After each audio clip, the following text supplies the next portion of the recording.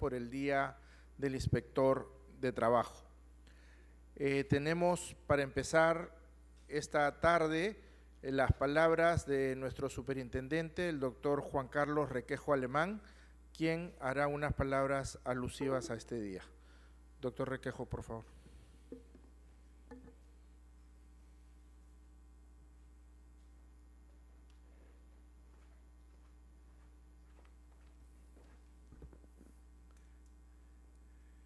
Muy buenas tardes con todos y todas acá presentes. Buenas tardes a nuestro invitado Jorge Toyama, acá presente, que va a dar una de las charlas magistrales. Buenas tardes también con las autoridades de SUNAFIL acá presentes. Bueno, primero que nada, muy contento de poder estar acá con ustedes. Este es un día especial para la Inspección de Trabajo. Es el Día del Inspector, ¿no?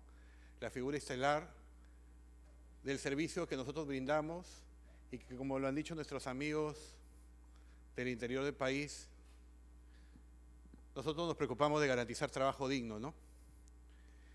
Y en ese esfuerzo de garantizar trabajo digno, necesitábamos fortalecer el sistema. Ustedes se acuerdan cómo comenzó esto y todos los problemas que hemos venido afrontando y resolviendo juntos. Una de las principales tareas como gestión era tratar o procurar de llegar a un estándar donde nosotros que supervisamos trabajo digno nos preocupemos por brindar trabajo digno a todos nuestros equipos. Y muchas de las oportunidades hemos tenido la oportunidad de ir junto con algunos de ustedes, algunas direcciones regionales de trabajo preocupadas por las condiciones de trabajo de nuestros compañeros que estaban realizando labores ahí y que hoy ya laboran en las modernas oficinas de cualquiera de las 5 intendencias que hemos inaugurado este año. Y en esa tarea estamos, no solamente viendo condiciones, sino también solucionando temas pendientes que teníamos con ustedes. El tema del bono por función inspectiva ya es un tema regular y que nosotros cumplimos periódicamente. El tema del pago de refrigerio y movilidad, también en el laudo, que hemos hecho un gran esfuerzo por cumplir no solamente este año, sino lo que se podía y teníamos pendiente, que se va a cumplir en la planilla de este mes para 2018 y parte de 2017. Entonces, es un gran esfuerzo que está haciendo la gestión justamente para solucionar todos los temas pendientes, porque así tiene que ser y tenemos que empezar dando el ejemplo. Y eso es el enorme esfuerzo que ha hecho la parte administrativa en equipo todos para que esto se haga realidad. Pero el fortalecimiento va más allá quizás de afrontar los temas pendientes que teníamos con ustedes, ¿no? Va por tener cobertura nacional. Hasta el 2017 o fines de 2016 teníamos 9 intendencias, ahora hemos llegado a las 21 y ya tenemos los recursos para llegar a todo el país en el próximo año, quizás al término del primer semestre del 2020 ya tengamos presencia nacional. El tema de la implementación de la ley de fortalecimiento es otro tema en el que estamos avanzando de manera acelerada. Ya hay 7 regiones en las que tenemos la ley de fortalecimiento implementada. Vamos a concluir en 8 este año y la idea es que el próximo año vamos a sacar un cronograma en que de manera más agresiva también avancemos con este reto que está planteado. El fortalecimiento de nuestros equipos, ¿no? Adicionalmente al importante número de inspectores que ingresó el año 2018, los 220, este año estamos en un concurso para que ingresen 54 nuevos compañeros inspectores, digamos, que la primera semana de diciembre, la primera quincena de diciembre ya estarán firmando contrato para cumplir en un 80% con fortalecer nuestras capacidades a nivel regional. Y no solamente estamos trabajando para que haya más inspectores, sino también para que haya el resto del equipo que rodea todo el proceso, porque esto es un proceso que termina incluso con el Poder Judicial. El otro tema importante es el fortalecimiento de las capacidades. Hemos firmado convenios que esperamos se implementen con intensidad con CENATI, con ESAN y con la Universidad de San Marcos para el próximo año ser mucho más incisivos en el tema del fortalecimiento de sus capacidades en los diferentes temas que tengamos que realizar. El tema de integridad, ¿no?, que es muy importante. Nosotros somos una institución que hace fiscalización, que está expuesta a corrupción, desde el que habla, cada uno de los miembros está expuesto a corrupción y por lo tanto tenemos que procurarnos hacer las cosas bien. La imagen de la institución se ha ido posicionando cada vez mejor y eso es fruto del trabajo de todos ustedes. Esto no es un fruto de trabajo individual, esto es fruto del esfuerzo de cada uno de nosotros y tenemos que cuidar esa imagen. No podemos permitirnos salir en un programa dominical o en un periódico manchando la dignidad del sistema inspectivo y tenemos que cuidarnos mucho con ese tema. El otro tema, y además estamos implementando el ISO antisoborno que esperamos tenerlo listo ya para el primer trimestre del próximo año. También tenemos que apoyarnos en los procesos, ¿no?, hacer mejor lo que hacemos, ¿no?, romper ese paradigma que solamente una denuncia tenía que ser atendida por un inspector. Eso ya lo estamos haciendo con la gestión de cumplimiento, cada vez mejor, que ya ha sido certificada por buenas prácticas, por Ciudadanos al Día, como una buena práctica que va a permitir que 1/3 de las denuncias, en el mejor de los casos, pueda ser resuelta a través de ese procedimiento, de tal forma que nuestros inspectores, ustedes, se dediquen a las tareas más complejas. El otro tema importante es las cartas inductivas, que también nos están ayudando a llegar a cada vez más empresas para hacer un acompañamiento y hacer una inducción al cumplimiento de la normativa sociolaboral y mucha de la normativa nueva que está saliendo, que ha salido en los últimos meses, ¿no? Estamos hablando de discriminación salarial, hostigamiento y otros temas. Además, cartas inductivas que están sirviendo de manera positiva para la formalización laboral. De todos los formalizados que hemos tenido este año, que hemos logrado en lo que va del año, casi 15.000 han sido obtenidas vía cartas inductivas, que es un gran avance y que he visto por interés afuera. Hemos estado en una reunión la semana pasada con el Banco Interamericano de Desarrollo y él mismo decía que quieren venir de la Universidad de Harvard para estudiar el análisis del impacto de las cartas inductivas en el cumplimiento de la normativa sociolaboral y de seguridad y salud en el trabajo. Entonces, estamos siendo vistos con otros ojos, estamos siendo materia de vistos con interés, cuál es el esfuerzo que se viene logrando y los resultados que se vienen logrando con este tema. La conformación de equipos especiales, qué tan buenos resultados ha dado en el tema de formalización, el tema de seguridad y salud en el trabajo. Y recientemente reconformado el grupo GEIT. En el tema informático, ya tenemos 6 nuevos aplicativos que se han puesto a disposición de todo el sistema. La alianza que tenemos con SUNAT, ya cuando nos clausure este evento, la ministra va a hacer el comentario probablemente de que este año va a salir el decreto supremo que nos permita ya tener nuestra propia casilla electrónica para notificar nuestras actuaciones, con todos los ahorros en tiempo, en dinero para ustedes, para los administrados, y en beneficio de una mejor tutela de los derechos laborales. Eso va a ser un gran avance definitivamente para todos nosotros. Y el tema de las alianzas, ¿no?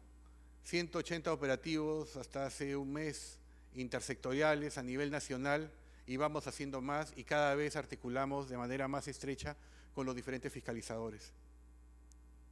Y recapitulando, hemos logrado récord, todavía no se cierra el año, pero ya vamos en 122.000 formalizados, 5 veces más que el récord del año pasado, y todavía no se ha cerrado el año. El tema de la actuación que ha venido realizándose en construcción civil con 24/7, ¿no?, con una amplia cobertura a más de 50.000 trabajadores y paralizando 87 obras por riesgo grave e inminente, es un tema importante. El tema de seguir fidelizando, generando aliados en la identificación con el trabajo infantil y trabajo forzoso con los inspectores municipales, ¿no? Ya se van capacitando a más de 4.000 inspectores municipales y la idea es que este año, y la idea es que sigan mucho más. Y el tema también de los jóvenes en modalidades formativas que también nos ayuda a incentivar el correcto uso de las modalidades formativas que hasta la fecha no se viene dando de manera adecuada. Entonces, todos son esfuerzos de todos nosotros. Yo creo que debemos sentirnos orgullosos que la inspección se vaya fortaleciendo más. No es solamente oficinas, no es solamente más que incrementar el número de inspectores, el número de personal de apoyo, sino es importante los resultados que vamos brindando y que nos permite, digamos, generar una sensación positiva de cara al fortalecimiento y de cara a una inspección que verdaderamente logre la cobertura que esperamos. Muchísimas gracias, queridos inspectores, por todo el trabajo y el sacrificio que ustedes realizan por el sistema y por la institución y por dejar en alto el nombre de SUNAFIL como una de las instituciones técnicas que debe ser las más respetadas que hay en el país. Muchísimas gracias.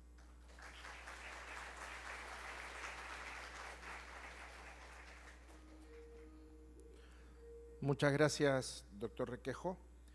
Y para empezar este programa de conferencias magistrales en este día central del inspector de trabajo, vamos a tener una ponencia a cargo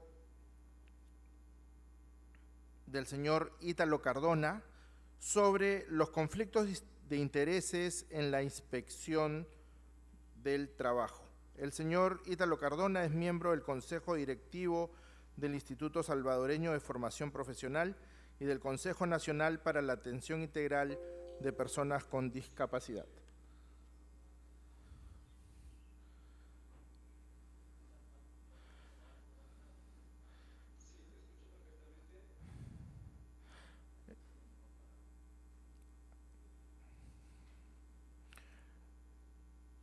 Esta conferencia es vía streaming desde Centroamérica.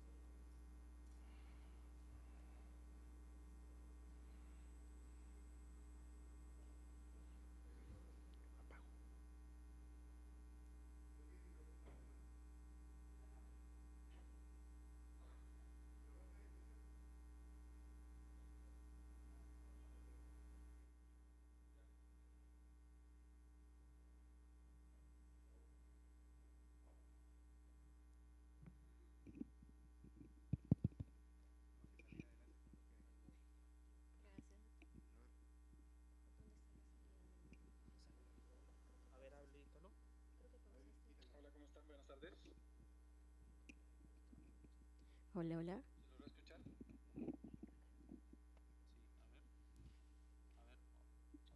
Hola, buenas tardes.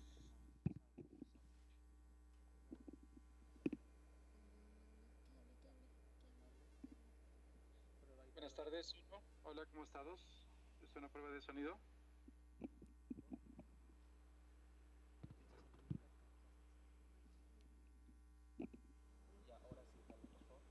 ¿Ahora sí?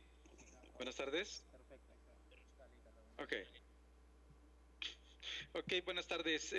Primero que nada, bueno, antes de los saludos protocolarios, quiero trasladar un saludo a todos los inspectores de trabajo de SUNAFIL en el Perú.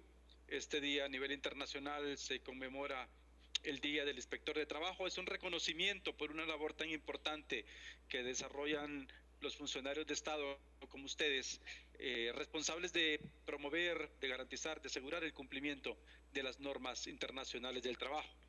Quiero agradecer la invitación del superintendente, de las autoridades de SUNAFIL para compartir con ustedes brevemente algunas reflexiones sobre esta línea.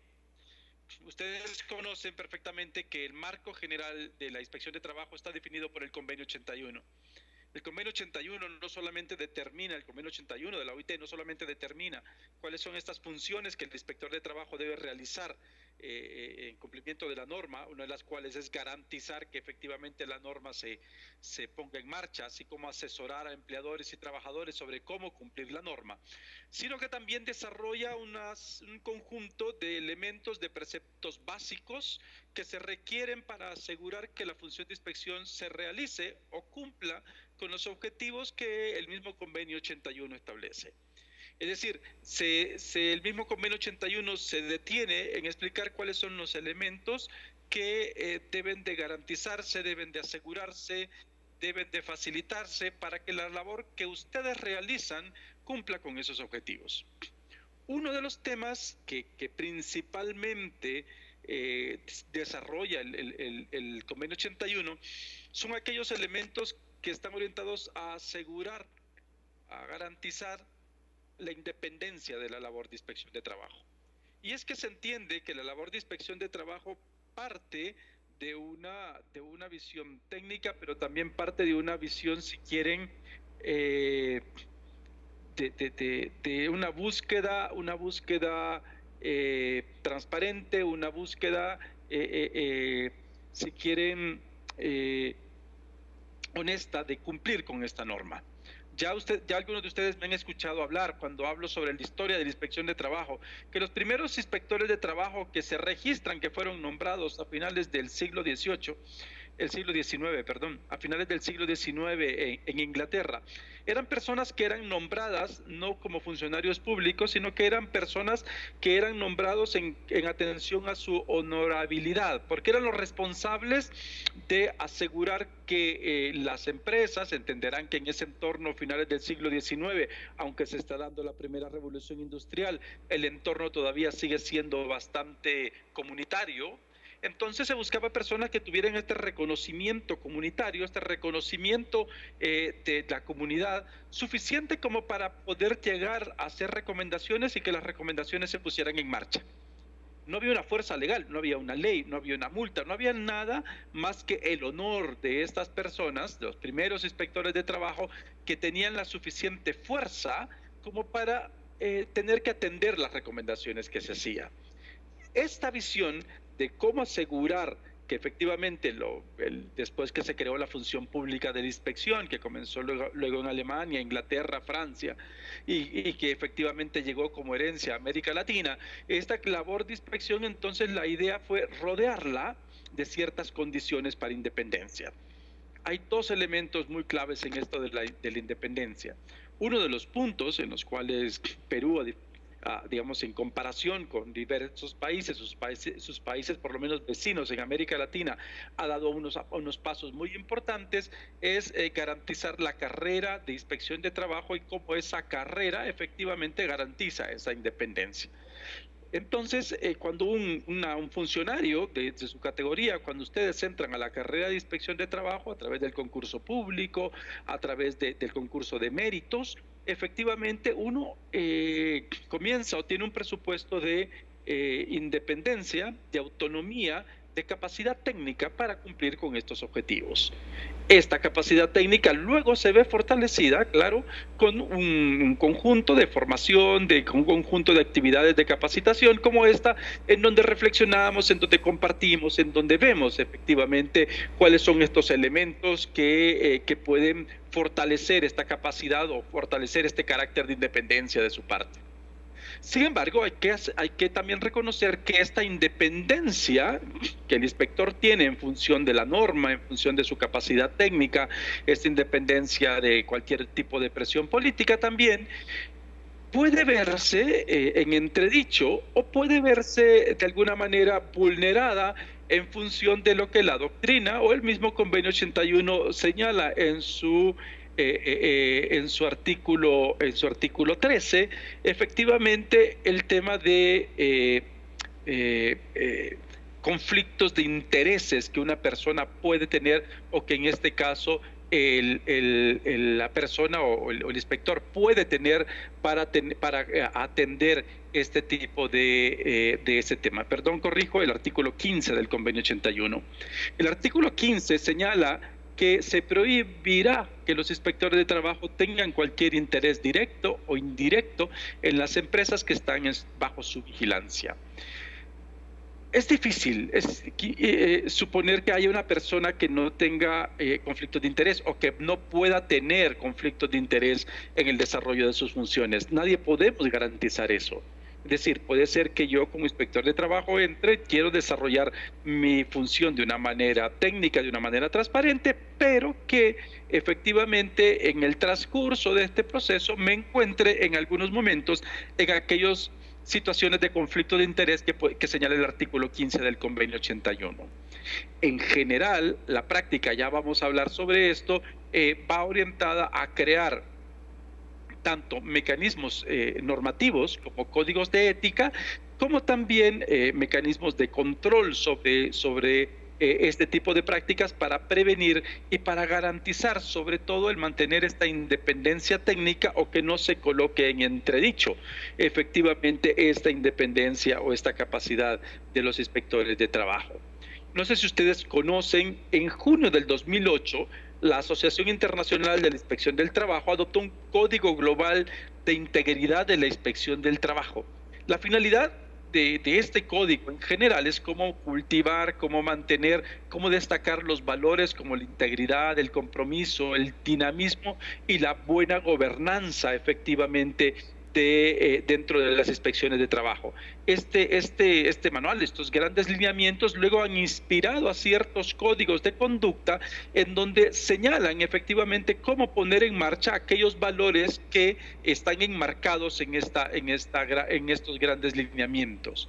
Uno puede encontrar códigos de conducta en diferentes ministerios de la región, pueden encontrar el de Colombia, pueden encontrar el de Chile, pueden encontrar muchos en países de Centroamérica, donde lo que se va a establecer son aquellas conductas o cómo conductas que deben de ser prevenidas o cómo garantizamos el entredicho que puede tenerse sobre la labor del inspector de trabajo. En general, cuando se habla sobre estos conflictos de intereses o posibles conflictos de intereses, hay que reconocer en primera instancia que si tenemos una duda, que si esto puede o no ser un conflicto de intereses, es que efectivamente afecta o puede afectar mi imparcialidad o puede afectar la manera como los demás, como nuestros usuarios, no solo empresas, sino que también trabajadores perciban la labor que yo realizo. El primer indicador de alerta es si usted piensa que es posible o tiene la duda, de alguna manera, si esto puede o no ser un conflicto de interés. Frente a la duda, lo más cercano, lo más recomendable en principio es cómo garantizar una notificación a su superior para que sea el superior quien determine si efectivamente usted puede seguir con el caso o usted tiene que ser separado del caso para de nuevo garantizar su independencia, para garantizar esta visión que tienen los actores externos del mundo del trabajo sobre la labor de inspección. Es decir, no estamos hablando de conductas objetivas, estamos hablando de algo que también es muy delicado, una línea muy delgada, que es sobre aquellas percepciones que se puede tener sobre mi actuación. De nuevo, las percepciones no solamente pueden ser de un lado de los trabajadores, también pueden ser de los empleadores, y esto puede ser muy diverso. Entonces, frente a estas situaciones, el mejor resultado es cómo yo notifico, yo traslado la responsabilidad de decidir fuera del entorno personal. A veces está la discusión de si yo soy profesional, si yo tengo una carrera pública, si yo tengo una independencia, yo puedo decidir efectivamente qué hacer frente a un conflicto de intereses. La verdad es que no. La verdad es que efectivamente casi todos los códigos de ética remiten a la necesidad de tener un chequeo sobre estas situaciones para, de nuevo, evitar poner en riesgo la credibilidad institucional. No estamos hablando de la credibilidad personal, la credibilidad institucional que podamos tener y sobre la cual podamos trabajar. Eso es importante, que creo de remarcarlo. Cuando uno pone por fuera o hace una notificación formal a los superiores jerárquicos diciendo, oiga, es posible que se perciba que haya un conflicto de interés por esta y esta razón. Es posible que la persona responsable de su supervisión diga, ¿sabe qué? Esto no es de importancia, usted siga con su tarea, usted siga con la actividad que está realizando, o puede decir, ¿sabe qué? Por inclusive preservar su visión y preservar su profesionalidad, lo decide separar y decide efectivamente que otra persona se haga cargo del caso. En función de estos mecanismos digamos, de notificación, también van acompañados de sistemas si quieren, de integridad que garantizan la aplicación de estos valores o estos lineamientos que existen en los códigos de conducta. De nuevo, estos códigos de conducta que están orientados a garantizar que la labor de la inspección tenga ese reconocimiento. En algunos casos, los ministerios de trabajo o las, en este caso, digamos, Perú es particular porque es una intendencia, pero en general las áreas de inspección de trabajo en algunos países tienen lo que se llama un coordinador de integridad o un coordinador de ética, que es el responsable no solamente de alguna manera de difundir estos temas, sino que de ser como alguna manera decidir en estos casos o tener un consejo sobre estos casos en donde puede estar un entredicho o puede haber un cuestionamiento sobre el comportamiento ético. Ojo, el comportamiento ético puede o no estar dentro de los marcos normativos, es decir, que efectivamente pueden haber conductas éticas que van a significar infracciones y que pueden estar orientados a crear sanciones administrativas, pero pueden haber conductas éticas que lo que está orientado más bien es a garantizar el valor, que garantizar un poco, si quieren, la estima social, la estima que los actores de trabajo tengan del sistema de inspección de trabajo. Este coordinador de integridad en algunos países o coordinador de ética está asociado con algunos comités de integridad o comités de éticas que se conforman. Comités que en general son paritarios, es decir, donde hay una presencia de la dirección de la institución, pero también hay una representación de los trabajadores. Este comité de ética, comité de integridad, se busca apoyar al coordinador de esta función en la difusión de estos temas y también en la discusión sobre aquellos casos que merece una atención. De nuevo, digamos, lo que está llamado a preservar es cómo efectivamente esta labor de inspección se ve garantizada en su imparcialidad, y ya que se ha trabajado mucho en garantizar la carrera administrativa, en garantizar la independencia técnica de los inspectores, también hay que garantizar sobre la percepción de independencia que tienen los actores del mundo del trabajo y que pueden entonces venir y apoyar esta función. Es interesante, si ustedes ven estos lineamientos generales a los cuales hice referencia, que los puedan revisar, son lineamientos muy amplios, muy grandes, donde establecen valores y lineamientos sobre los cuales se espera que cada una de las instituciones desarrolle, construya, avance sobre esta tarea. Sin duda, y que reconocemos que ahora la legitimidad, si quieren, de la inspección de trabajo no está basada en el honor de las personas, sino que la legitimidad también viene dada por la norma. No está de más, creo, de revalorar la función de inspección de trabajo, revalorar la función de control, sobre todo en nuestros países, que en algunas medidas ha sido cuestionada o ha sido levantado alertas sobre la labor que realiza, sobre la transparencia, sobre la independencia, sobre la profesionalidad. Es importante lanzar un mensaje sobre el interés ético que se tiene desde los inspectores de trabajo para que su labor sea fortalecida, para que su independencia sea definitivamente no solamente fortalecida, sino que valorada al interior y al exterior de la institución. Celebrar o conmemorar el Día del Inspector de Trabajo creo que nos da la oportunidad para revisar aquellos temas en los cuales hay que seguir trabajando, hay que seguir construyendo y aquellas oportunidades que se tiene en Perú para de nuevo contribuir de manera efectiva a responder a las expectativas que tiene la sociedad, a las expectativas que tiene el mundo del trabajo y por supuesto a las expectativas que se tiene dentro de la misma institución. Reiteramos, y no solamente de nuevo agradecer la invitación para poder conversar sobre este tema o trasladarles a ustedes una reflexión y un saludo, sino que al mismo tiempo reiterar el compromiso que la OIT ha tenido desde antes de la creación de la SUNAFIL, la creación de la SUNAFIL, el trabajo por la formación de ustedes, sino que también reiterar el compromiso que tenemos de seguir acompañando a la presente gestión y de trabajar conjuntamente con ustedes, con los inspectores de trabajo, como lo hemos hecho en muchas oportunidades y como lo hemos conversado en muchas oportunidades, para fortalecer una institución a la cual no solamente respetamos, no solamente apreciamos institucionalmente, sino que aprecio también personalmente por haber estado involucrado desde su nacimiento. De nuevo, un feliz día para los inspectores de trabajo, que sea una oportunidad para de nuevo reconocer ese inmenso trabajo que ustedes realizan, reconocer la contribución que ustedes hacen para la formalización y el cumplimiento de los derechos laborales en Perú, pero también reconocer todo el aporte que ustedes dan para la construcción de la paz laboral, de la paz social en su país. Muchas gracias.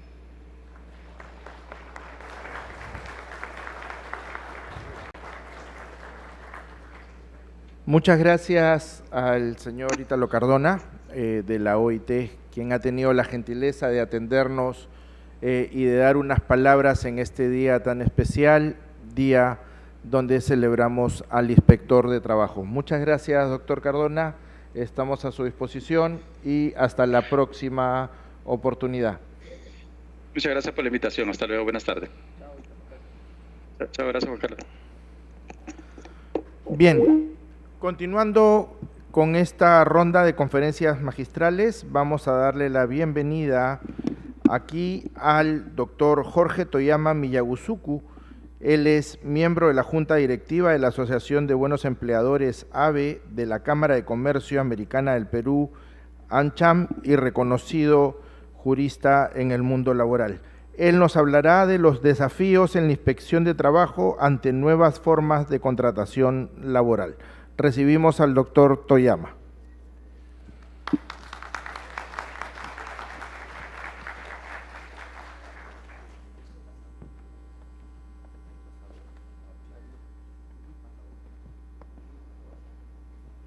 Bueno, buenos días, buenas tardes, perdón. Quería agradecer por intermedio del superintendente, el doctor Requejo, por esta invitación en un día tan especial para ustedes y a los funcionarios de SUNAFIL que me han invitado. Me pidieron que hable de este tema. Cuando pregunté, me dijeron los de delivery, pues, ¿no? Entonces, voy a hablar de las plataformas digitales y un poco esto. Quería antes, sin embargo, comentar algo muy breve nada más con ocasión de este tema, ¿no? Y también del día de hoy, ¿no? Como que hay 3 órganos de administración de justicia relevantes en cualquier país, ¿no? El órgano que ve por la Constitución, el órgano que ve por la justicia ordinaria, y en materia laboral, ¿no?, dada su especialidad, tenemos el órgano administrativo, ¿no?, que son ustedes, la Inspección del Trabajo. Entonces, en el Perú hay como una evolución, ¿no? En la década del 2000, 2002, y durante 5 años más o menos, fue el boom del Tribunal Constitucional, ¿no? En 2002 el Tribunal Constitucional dio la sentencia de reposición en el Perú. Luego ha habido sentencias de arbitraje incausado, ¿no? Estableció el arbitraje incausado en materia laboral, temas de derechos fundamentales, si se puede intervenir o no el correo electrónico, límites a jornada típica, primacía de la realidad para el sector público.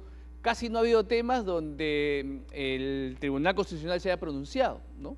2002, 3, 4, 5, 6, 7, ¿no? La amparización del derecho laboral, ¿no? A tal punto que se volvió ley, ¿no? Ya en la nueva ley procesal de trabajo se recogió el despido incausado, el despido fraudulento, etcétera, ¿no? Y hacia el 2008, 9, 10, 11, 12, 13, 14 tal vez, fue el quinquenio un poquito más de la justicia laboral ordinaria, el boom de los juicios laborales, ¿no? La justicia oral laboral causó furor, ¿no?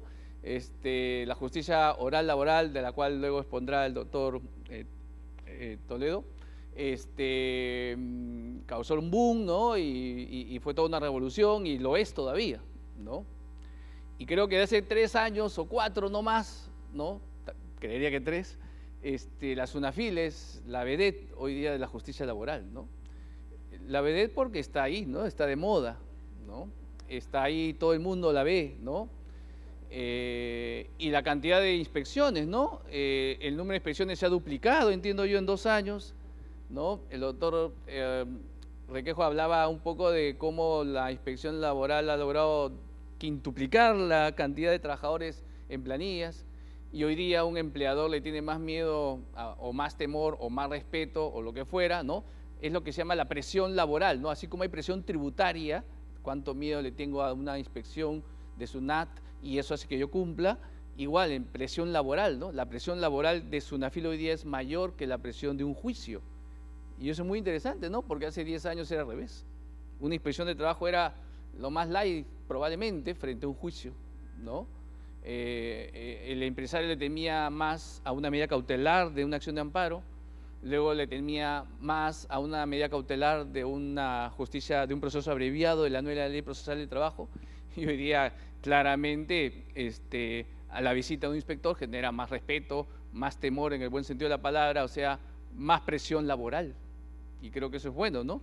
Como en 15 años hemos pasado de la justicia constitucional, TC, a la justicia laboral del Poder Judicial y luego hoy día la justicia administrativa de SUNAFIL, ¿no? Eso creo que dice mucho de ustedes, ¿no? Bueno, quería hacer esa pequeña reflexión, pero es interesante, si alguien no tiene un tema de tesis, cómo se ha cambiado y dirigido hoy día la administración de justicia en el Perú, ¿no? Porque ustedes claramente administran justicia, ¿no? No definitiva, porque al final, de acuerdo a la Constitución, ¿no?, el Poder Judicial puede controlar cualquier arbitrariedad de administración, pero finalmente en la práctica la administración de justicia de SUNAFIL hoy día es la que más presión laboral genera, ¿no? Y eso es muy bueno para el sistema, es muy bueno para ustedes y dice mucho de ustedes, ¿no? Bien, luego de este pequeño comentario de 3-4 minutos, quería un poco hablar de lo que me han pedido, ¿no?, en media hora. Un poco los desafíos del derecho laboral frente a las nuevas tecnologías y concretamente cómo esas tecnologías han traído a los taxistas y a los repartidores al delivery, ¿no? La siguiente, por favor.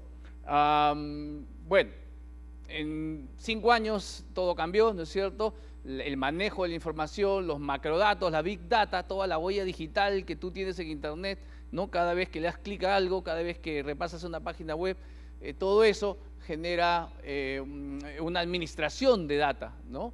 Y te permite, por ejemplo, si tú haces un evento hoy día en Facebook, ¿no?, quieres hacer un evento, pues hoy día puedes dirigir para que solamente usuarios de tal perfil que tú quieres, previo pago, ¿no?, sea dirigido y tú recibas un aviso de un evento que tú ni siquiera sabías, ni siquiera habías pedido, ¿no? Eso gracias al manejo de Big Data, ¿no?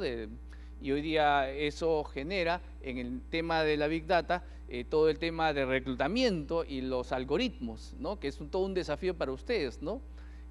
Cómo a través de los algoritmos, por ejemplo, se discrimina, ¿no?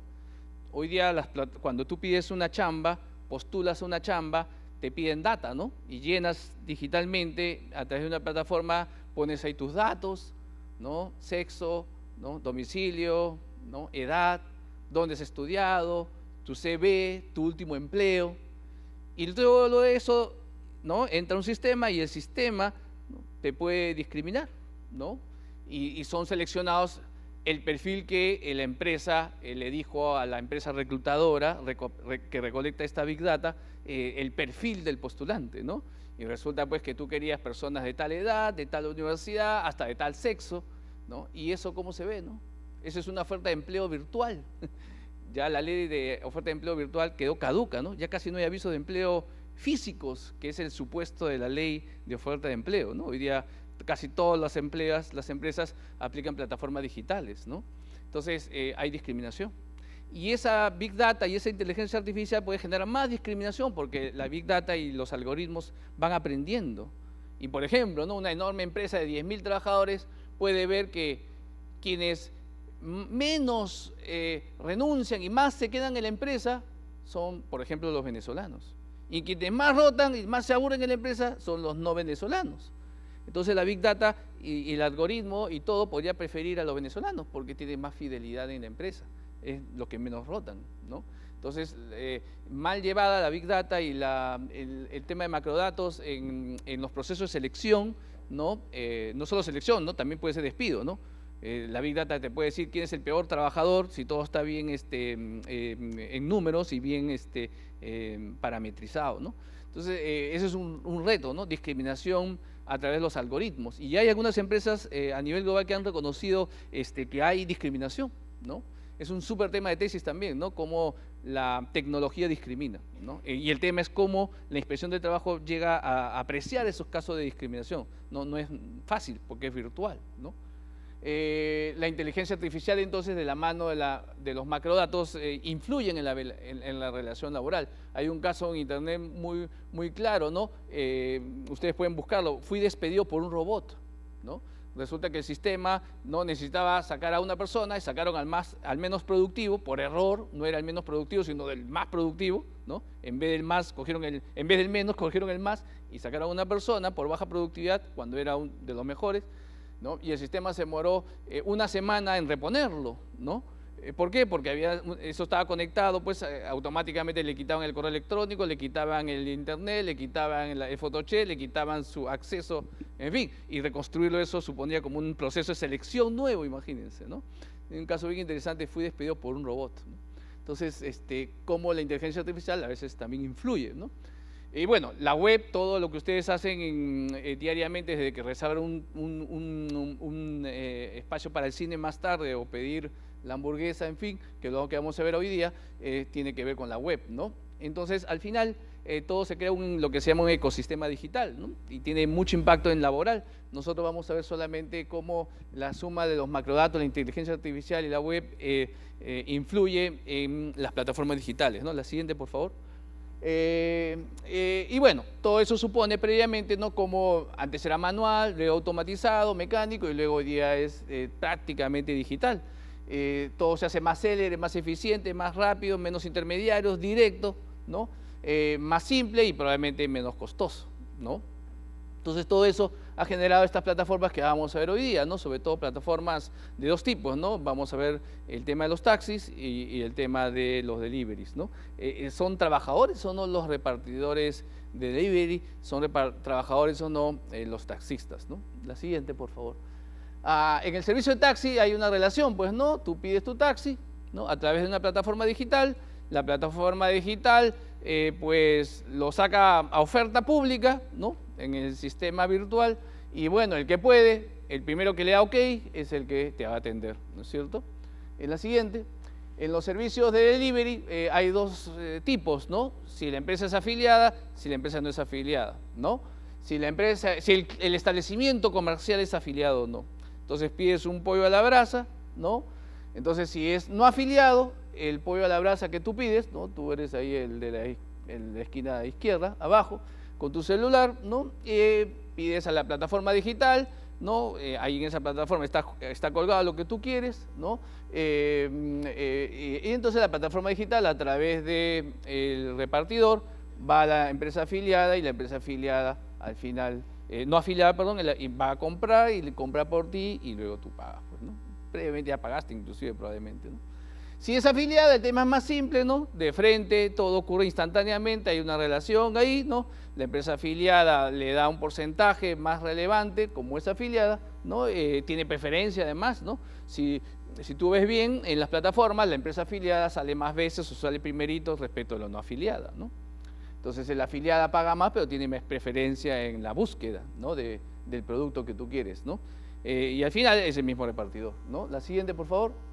Entonces, ¿cómo se paga nada más, ¿no? En el caso de la plataforma digital, ¿no? Si es en tarjeta de crédito, pues eso va a la plataforma digital y luego va a la cuenta bancaria del socio conductor cuando se paga. En el caso de las plataformas de delivery, ¿no? De comida, ya es un poquito más complicado porque si es en efectivo se paga de una manera, si es en tarjeta de crédito de otra, pero al final, ¿no es cierto? En ambos casos la tarifa la fija la empresa, la plataforma digital, la forma de pago también a veces la plataforma digital, ¿no? En algunos casos inclusive la plataforma digital le da un monto de caja para que el repartidor al inicio, sobre todo cuando comienza a trabajar por primera vez, tenga un dinero disponible para trabajar, ¿no? En otras simplemente de su peculio y va haciendo caja entre comillas, recaudando, ¿no? Y al final del día va pagando. En fin, hay varias modalidades ahí, ¿no? Hay algunas que cobran comisiones, otras que no, en fin, unas que admiten propina, ¿no? Ustedes pueden poner propina, explícitamente, otras que te la sugieren, en fin, ¿no? El tema es que todo esto va a evolucionar más, ¿no? Ya no es solamente reparto de comida, es mandados, ¿no? En esta empresa Rappi colombiana hoy día también me decían, la vez pasada un amigo colombiano, que hay la Rapicola también, ¿no? O sea, tú le dices a Rappi, a uno de Rappi, quiero hacer la cola para tal cosa, ¿no? Entonces, uno de Rappi hace la cola por ti, ¿no? Y entonces ya te va a avisar, ya falta 4, ya tú vas y, ¿no?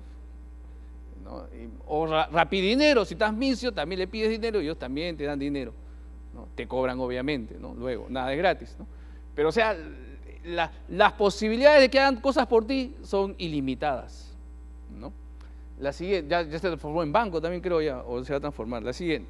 Entonces, para lo que venimos acá es ya todo este fenómeno que ustedes experimentan cada vez que quieren no hacer algo por tu cuenta, ¿no? Es la norma laboral.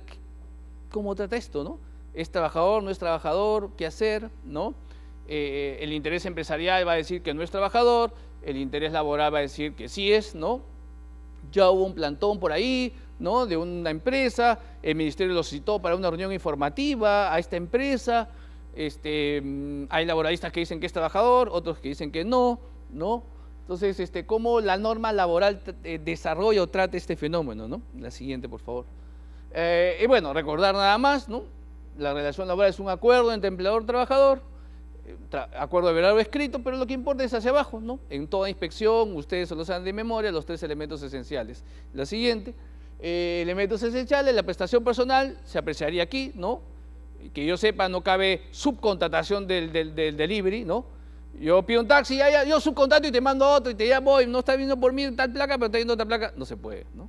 La prestación entiendo que es personalísima, ¿no? No cabe subcontratación del delivery, ¿no? Los deliveries exigen además, y los taxis, que sea personal. Entonces este elemento se cumpliría, ¿no? En este caso, ¿no? La siguiente, la remuneración también, ¿no? Al final me pagan, ¿no? No es gratuito, es oneroso, hay una ventaja patrimonial, ¿no? Me permite hasta recibir propina en algunas plataformas, ya sea propia, inducida o voluntaria. Entonces, habría que ver nada más lo último, ¿no? Normalmente un trabajador, como ustedes, es un asalariado. ¿Qué quiere decir asalariado, no? Que vive solo del sueldo. Estos repartidores solo viven del sueldo, en algunos casos sí, otros no, otros es un cachuelo mientras soy estudiante, ¿no? Otro es un complemento de mi inicio sueldo, en otros es mi única actividad, ¿no? Los montos son variados, ¿no? Hasta donde he investigado, uno que todos los días hace en promedio 6, 7 horas, me dicen que por ahí, ¿no? 2 plataformas me han comentado, off the record, que entre 2.500 a 3.500 soles por día, 8 horas a la semana, diarias más o menos, ¿no? Me dicen que hay también los seniors, los campeones, ¿no? Que no sé cuántas horas trabajan, pero que pueden llevar hasta 5.000 soles mensuales al bolsillo por esta actividad, ¿no? De reparto de delivery, ¿no? Yo supongo que no dormirá, pero eso es lo que me han comentado, ¿no? Pero parece que el promedio está entre 2.500 y 3.500 para alguien que hace en promedio 8 horas diarias. Eso es lo que me he podido informar. Bueno, también puede ser que gane 10 soles porque hizo solo un reparto, ¿no? También puede ser. Estoy hablando ya del promedio, aquel que tiene cierta dedicación. La siguiente, por favor. ¿Qué más tenemos? Lo clave aquí es pues, ¿no? Asumamos que hay prestación personal de todas maneras, hay retribución. El gran tema en estos casos de los repartos es, ¿está subordinado o no? ¿No? Y en las inspecciones ustedes también tendrán lo mismo, ¿no? Cada vez que ven si alguien debe estar en planilla o no, esta es la pregunta clave, ¿no? Porque normalmente hay pago y hay prestación personal. Lo difícil, el reto de un inspector es apreciar si hay subordinación, hay dependencia, ¿no? Ahí me compartiría con ustedes como una herramienta nada más ilustrativa, ¿no? ¿Cuándo hay subordinación o dependencia, no? Una forma de verlo es, oye, cuando estas 3 preguntas, ¿cuándo trabajo? ¿Dónde trabajo? ¿Cómo trabajo? ¿Quién responde esas preguntas? Si esas preguntas son respondidas por el contratante, la empresa, probablemente hay una relación laboral. Si esas preguntas, en cambio, son respondidas por el contratado, tal vez no haya una relación laboral, ¿no? A ver, ¿no? Pongamos en práctica, ¿no? Imaginen, una empresa tiene un contador y Entonces el contador dice, debo estar en planillas, la empresa dice que nada que ver, ¿no? El trabajador dice que sí, que es subordinado, el trabajador dice que solo coordina. Entonces, la diferencia es subordinación y coordinación. Entonces, las tres preguntas, ¿no? ¿Quién define, quién responde cuando trabajo? Entonces, ustedes van a determinar que la empresa le dice, mira, horario referencial de tal hora a tal hora, de tal hora a tal hora. Ya le dijo, aunque sea referencial, ya es un índice, ¿no? No es de amanecida, no es de noche, no es de 6 de la tarde a 11 de la noche, no, es de 8 a 1 más o menos y de 3 a 7, no sé. Y es de lunes a viernes, no es sábado ni domingo, ya hay horarios ya, ¿no? La empresa respondió esa pregunta. ¿Cómo trabajo?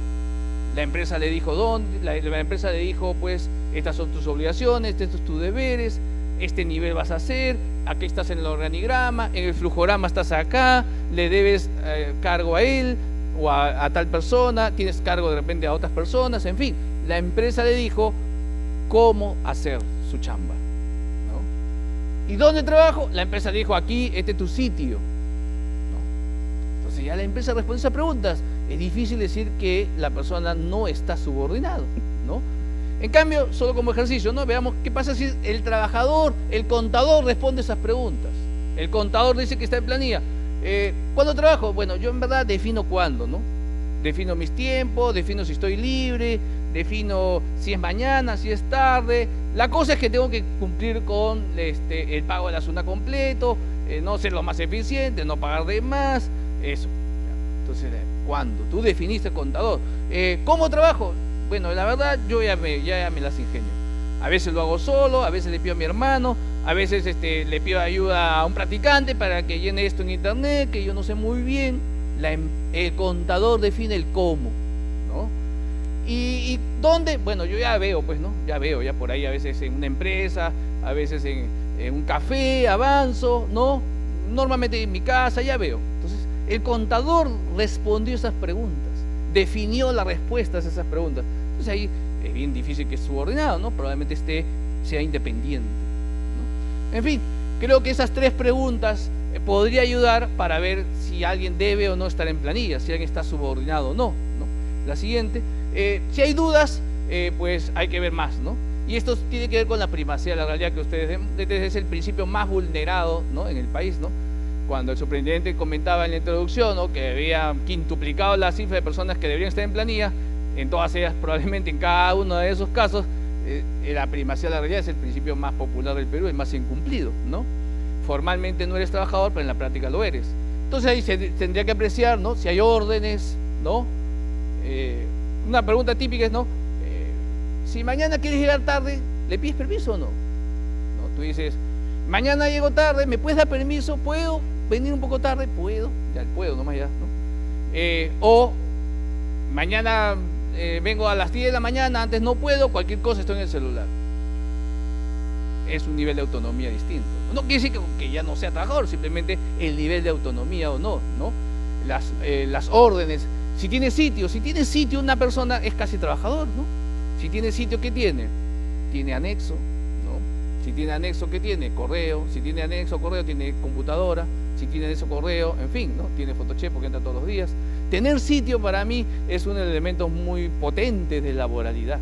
Tener sitio, ¿no? ¿No? Tiene jornada y horarios, exclusividad, ¿no? Ustedes analizan muy bien, 40 recibo honorarios, ¿no? Dice la norma procesal del trabajo, inclusive que si hay recibo honorario secuencial y si hay servicio personal, se presume la subordinación, es lo que dice la ley, ¿no? Procesal, ¿no? Tiene beneficios, ¿no? Ahora, ¿qué tal la Navidad? No es trabajador, pero recibe su canasta de Navidad, ¿no? Beneficios, tengo seguro, asunción de gastos, ¿no? Te pago la movilidad, estás en el organigrama, debajo de tal estás tú, acá está, mira, ¿no? Acá estás tú, ¿no? Correo electrónico, fotos, ¿no? Hoy día, no sé si a usted le ha pasado, ¿no? Pero en los juicios laborales mucho se ve juicios donde se prueba la laboralidad con fotos o plataformas digitales, ¿no? Todo lo que es redes sociales, ¿no? Acá, ¿no? Una vez pasada he visto un caso donde felizmente conciliaron, ¿no? Porque era indefendible. Toda su prueba era el link del Facebook, ¿no? Todas sus pruebas, ¿no? Recibo honorario más su link de Facebook. Y en el Facebook estaba, pues, cumpleaños del mes, estaba él, ¿no? Fiesta de aniversario, estaba él con su jefe, con selfie, ¿no? Encima el jefe le dio like, ¿no? Entonces, bien difícil ganar ese caso, ¿no? Felizmente conciliaron, como era evidente, ¿no?, que se iba a ganar. Pero como las redes sociales hoy día, ¿no? Había otra, ¿no?, que parece tonto, pero fíjense, ¿no? Feliz en el trabajo puso, ¿no? Y varios, qué bien, qué bueno, buen día, yo también. Y eran sus compañeros de trabajo. O sea, las redes sociales justamente prueba la inclusión social del trabajador, ¿no? La actividad social en la empresa. Entonces, con las redes sociales hoy día, el WhatsApp es una prueba de laboralidad total, ¿no? Total, ¿no? La vez pasada, en un caso donde un trabajador puso, ¿no? Un jefe le mandó a la trabajadora un WhatsApp a las 3 de la mañana, le puso hola, ¿no? A las 3 de la mañana, ¿no? Nada más, ¿no? Al día siguiente, evaluación del bono, ¿no? Entonces la trabajadora dice que no le dieron el bono, ¿no? Y no le dieron el bono porque no correspondió un favor sexual que le hizo su jefe. La palabra de uno contra la palabra del otro, ¿no? El jefe dice que nada que ver, simplemente no tiene bono por esta razón de su objetivo de desempeño. La trabajadora dice que nada que ver, que sí hubo una propuesta sexual y como no aceptó, ¿no? La prueba del uno contra la palabra del otro. La prueba que definió todo fue el WhatsApp, ¿no? La trabajadora dijo, ¿por qué me manda un WhatsApp a las 3 de la mañana? 6 horas antes del bono, de la reunión del bono. Y me pone hola, ¿no? En la empresa se concluyó de que ese hola era a favor de la trabajadora, en un WhatsApp, ¿no? Entonces el WhatsApp es una prueba de laboralidad también, ¿no? Para todo, ¿no? Entonces los correos electrónicos, WhatsApp, las premiaciones, certificados, en fin, el análisis casuístico es la siguiente.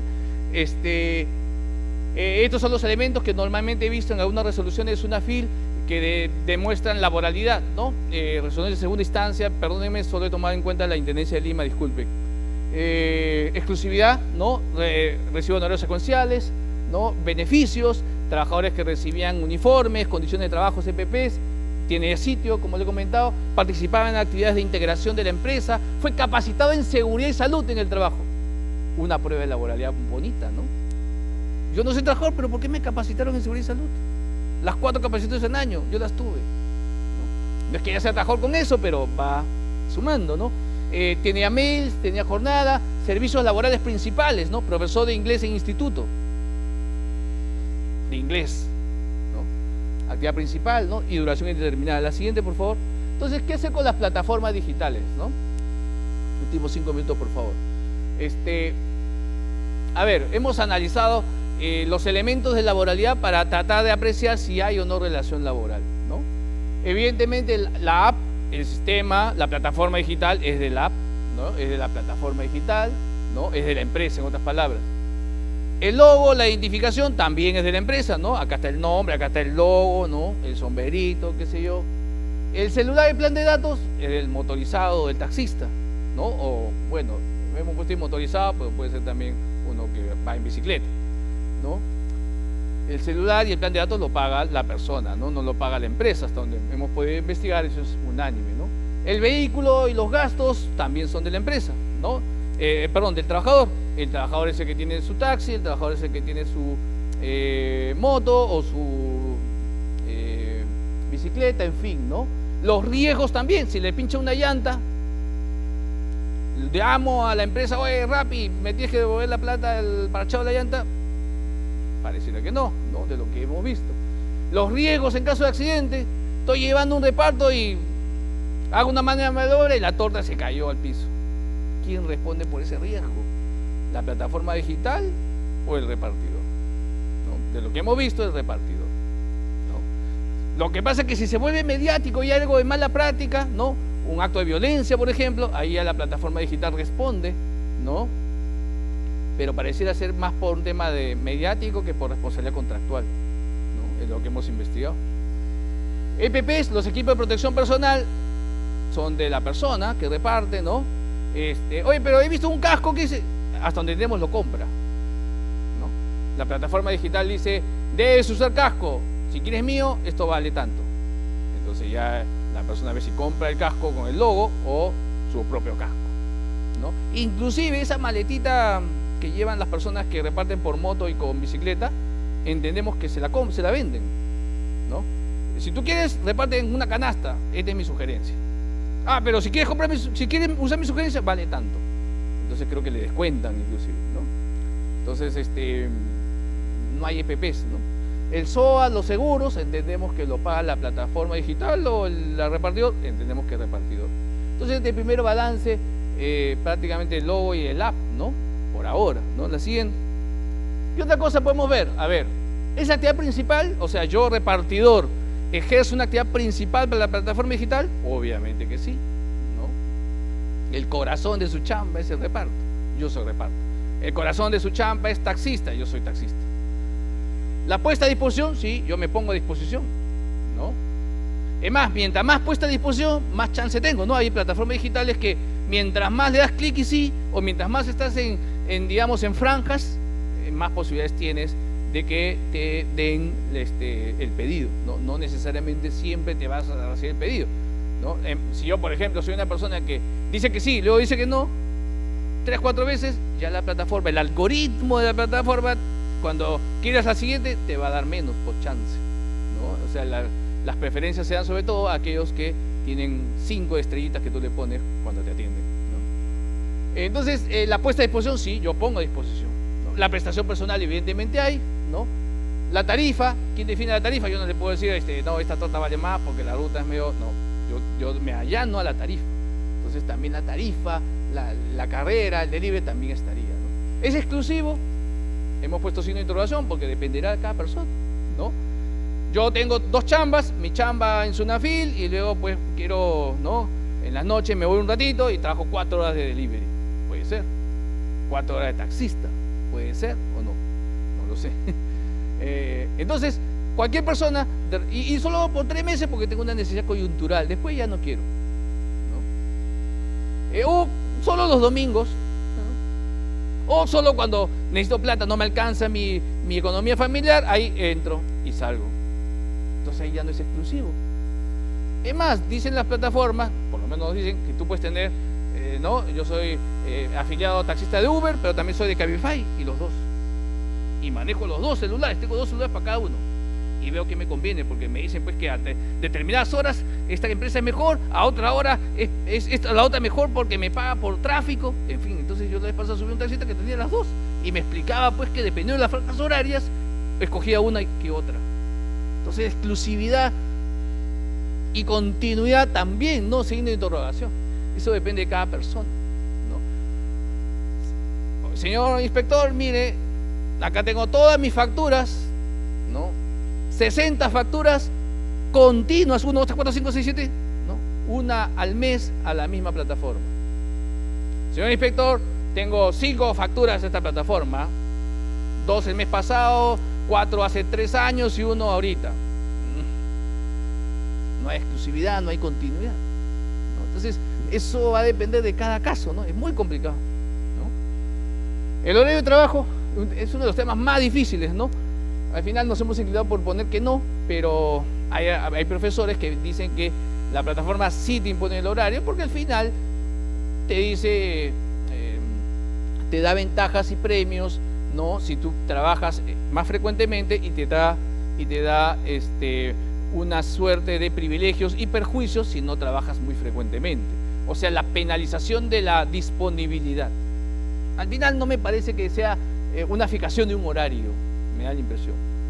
Otros sostienen de que no, que indirectamente al decirte ganas más si estás más disponible, ganas más si estás en este horario, ganas más si tienes un horario fijo que flexible, eso es una imposición de un horario, ¿no? Discutible, ahí yo hago la salvedad.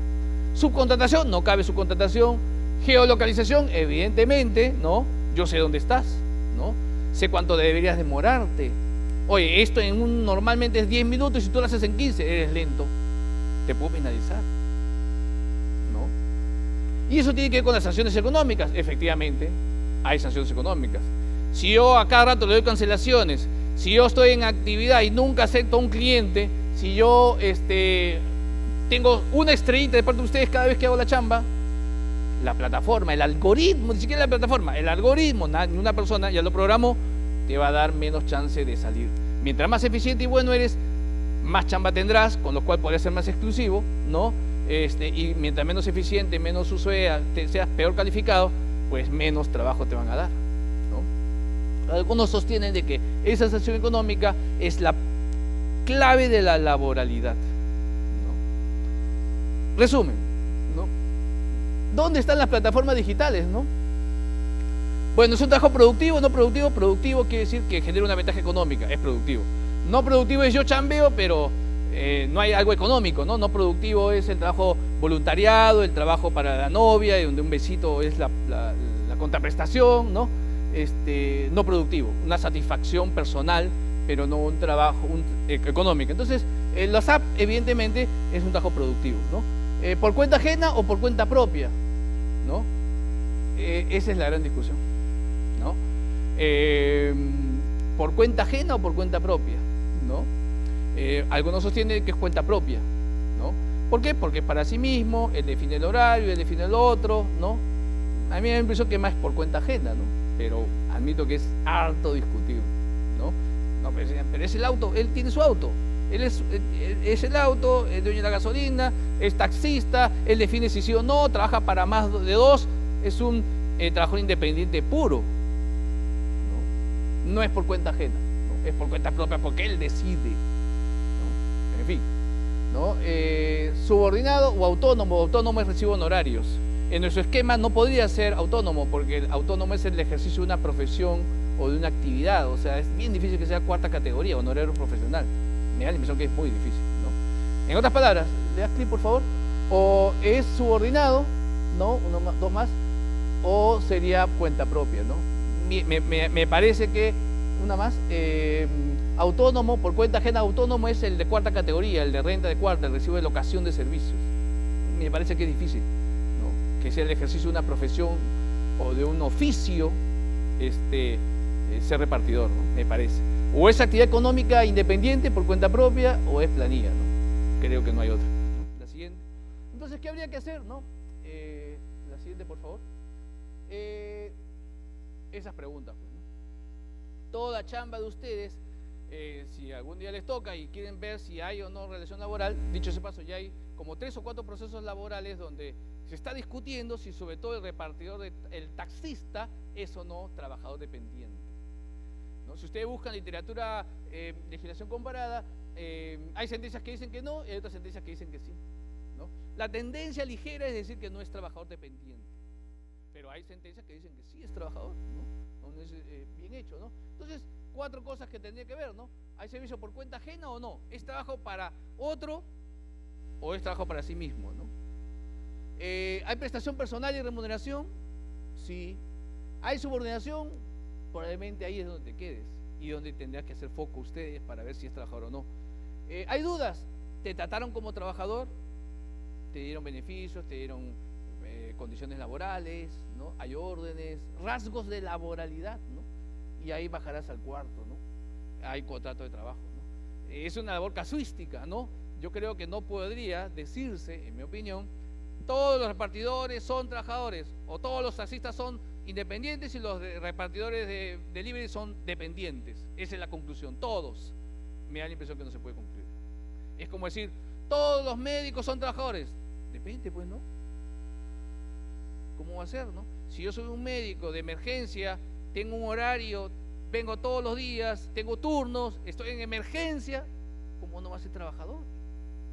Si soy un médico que viene 2 veces al año para dar la opinión, así yo soy lo máximo y soy el que define si te operan o a rezar. Soy ese médico y vengo 2 veces, ¿debo estar en planilla? ¿No? En fin, entonces creo que no se debería concluir por actividad. Creo que el análisis como corresponde es casuístico. ¿Se requiere una norma? Yo creo que no. Hay que utilizar las instituciones clásicas de laboral, ¿no?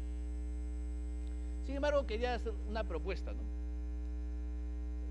Todos los servicios o son dependencia o son independencia, ¿no? Soy el abogado de la Procuraduría, tengo un horario, estoy en planillas. Soy abogado independiente, tengo mi estudio y atiendo al que venga de mi especialidad, soy independiente. Un abogado dependiente, sometido a una organización a tiempo completo, trabajo como procurador público, o un abogado independiente, ¿no? Abajo. Usted, cada uno decide. O soy dependiente laboral, asalariado planillas, o soy independiente locación de servicios, independiente. Pero a su vez puede haber dos niveles, ¿no? Hacia los dos costados. Hacia la derecha de ustedes, dependo económicamente de ti. O sea, oye, yo dependo de ti. Si estás en quiebra, muero, ¿no? Entonces soy un asalariado, sí, pero también puedo ser un independiente. Soy un proveedor, una empresa de transportes, único cliente, la mina. Pero todos los vehículos son míos, todos los choferes son míos, el ingeniero es mío, el mantenimiento es mío, todo. La mina me paga por persona transportada.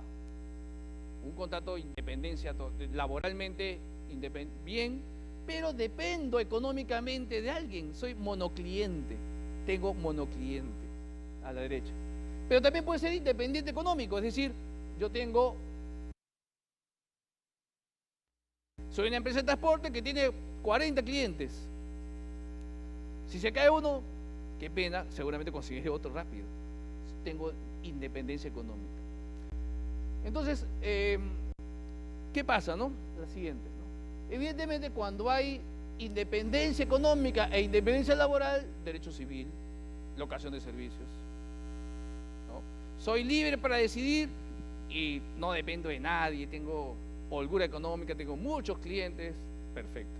La siguiente, cuando tengo dependencia laboral, tengo que ser trabajador, pues, ¿no? Oye, pero soy millonario, no importa, igual eres trabajador, ¿no?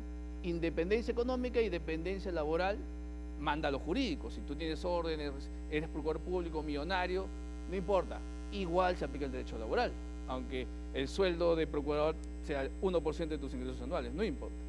Ya laboral es tu hobby, no importa, igual es planillas, ¿no? Hay dependencia laboral, no importa que haya independencia económica o dependencia económica. Lo normal en laboral es el eje, dependo laboralmente de alguien y dependo económicamente de ese sueldo. Pero ¿qué pasa cuando hay dependencia económica e independencia, ¿no? La siguiente, que puede ser el caso de los repartidores, ¿no? Soy taxista, es mi vehículo, es mi auto, todo es mío y tengo 2 plataformas digitales, pero de uno dependo el 90% de los ingresos. Soy repartidor de comida, pero el 80-90% de mis ingresos depende de esta empresa. La salida que está habiendo hoy día muchas, en algunas regulaciones, sobre todo europeas, es una protección social. O sea, un derecho para independientes. Y no solamente es para los repartidores de libre ni los taxistas que estamos viendo hoy día, para cualquier persona natural independiente, o EIRL puede ser también, donde su mayoría de ingresos es de una sola empresa. Por ejemplo, 70%, 80% de tus ingresos es de una sola empresa. No es que te conviertes en trabajador, ojo. Obviamente puedes ser trabajador si tienes orden, recibes material, etcétera, estás arriba. Pero si eres independiente, es tu auto, tú asumes el riesgo, etcétera, etcétera, tú fijas tu horario, pero el 80% de tus ingresos son de una sola empresa, protección social. ¿Qué significa eso? Por ejemplo, tengo derecho a 15 días al año a descansar y no me puedes chotear. No son vacaciones porque no me pagas, pero tengo el derecho al descanso. O por ejemplo, seguridad social obligatoria. O por ejemplo, si me choteas, 30 días de anticipación, 60 días antes me tienes que avisar, si no me pagas los 60 días de promedio de ingresos. O sea, protección social, no protección laboral. Y esa es la tendencia, porque cada vez más el mundo se vuelve más freelance, más independiente, ¿no? Entonces, más que una norma de plataformas digitales, lo que creo es que se necesita en el Perú es una norma para aquellos casos de trabajadores donde sus mayores ingresos sean de una sola empresa, o sea, donde haya dependencia económica, pero independencia laboral. Eres freelance, haces lo que quieres con tu vida y con tu vida laboral, pero si tienes el 70-80% de tus ingresos, tienes protección social, seguridad social obligatoria y algunos derechos sociales, ¿no? No laborales, no estoy hablando de CTS.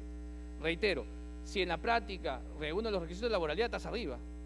Entonces, en mi opinión, ¿no? Para resumir, los de plataformas digitales dependerá de dónde estén, ¿no? Si hay subordinación, etcétera, los requisitos de laboralidad están arriba. Si son independientes, están abajo.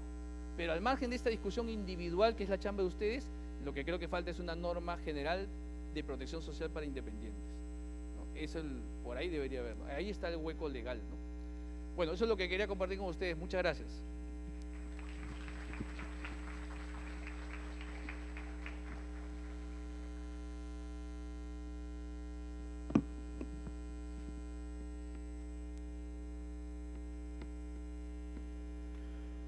Muchas gracias, doctor Toyama.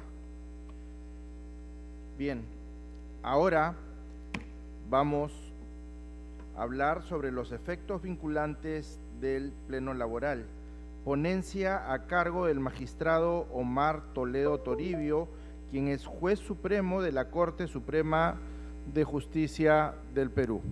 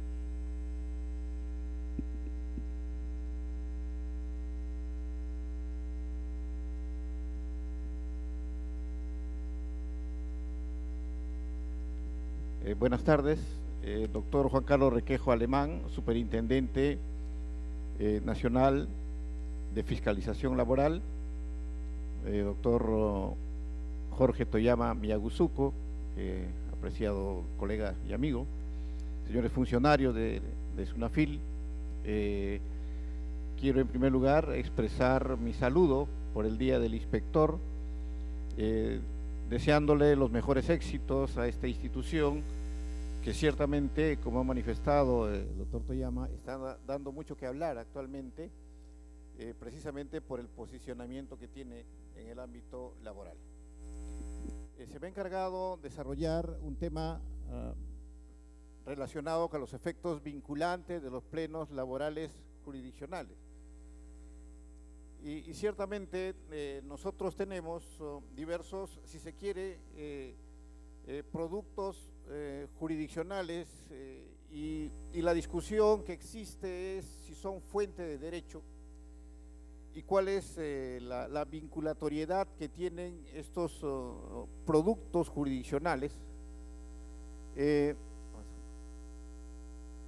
Pero quería inicialmente mencionar dos disposiciones que constituyen normas previstas en la nueva ley procesal de trabajo, pero que no han sido debidamente estudiadas y en muchos casos no han sido reparadas en su existencia, incluso no solamente por quienes están en el ámbito del derecho laboral, sino incluso por los órganos jurisdiccionales. El artículo 4 del título preliminar, que hace referencia a que el juez debe impartir justicia con arreglo a la Constitución, los tratados internacionales de derechos humanos y la ley. Y entonces, aquí ciertamente se hace referencia a los tratados internacionales, que duda cabe, fundamentalmente a los convenios de la Organización Internacional del Trabajo y dentro de ellos a los convenios fundamentales que precisamente por su rango de tratado de derechos humanos tienen una posición preeminente dentro de las fuentes del derecho de trabajo y por lo tanto tienen rango constitucional por disposición de la cuarta disposición final de la Constitución Política. Pero además, aquí se hace referencia a los precedentes vinculantes del Tribunal Constitucional y de la Corte Suprema de Justicia de la República. Entonces, encontramos en primer lugar, digamos, dos fuentes de derecho, en este caso de la jurisprudencia, que se refieren a los precedentes vinculantes del Tribunal Constitucional y por otro lado a los precedentes vinculantes del Poder Judicial. Regresamos. Pero además, la 10ª disposición complementaria de la nueva Ley Procesal de Trabajo hace referencia a que los derechos laborales se interpretan de conformidad con la Declaración Universal de Derechos Humanos y con los tratados internacionales ratificados por el Perú, es decir, se reitera la mención a los tratados internacionales, pero algo muy importante, se hace mención o se indica a los pronunciamientos de los órganos de control de la Organización Internacional del Trabajo, que como ustedes saben, tienen una gran actividad,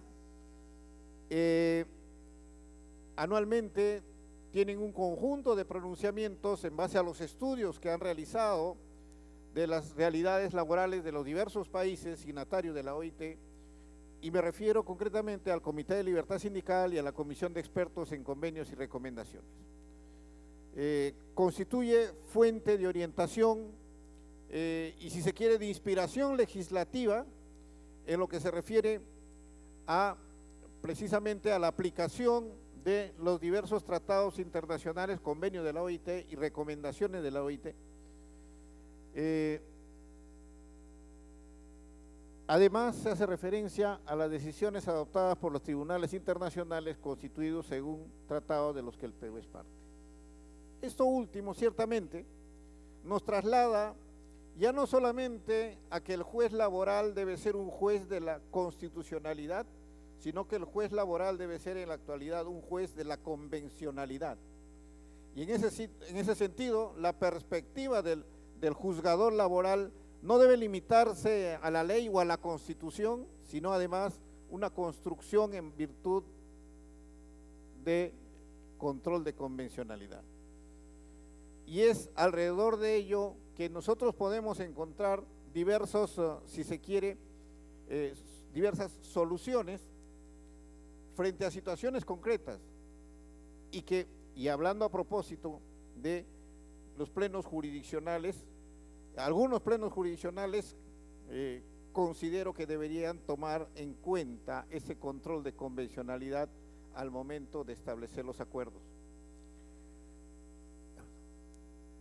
Entonces tenemos en primer lugar al precedente constitucional previsto en el artículo 7º del título preliminar del Código Procesal Constitucional, de cuya configuración podemos extraer en principio que se trata de un pronunciamiento a propósito de un caso concreto por parte del Tribunal Constitucional que tiene carácter normativo y por lo tanto de efectos erga omnes.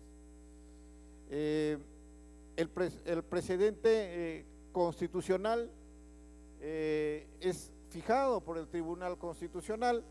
Avanzamos. Uno más.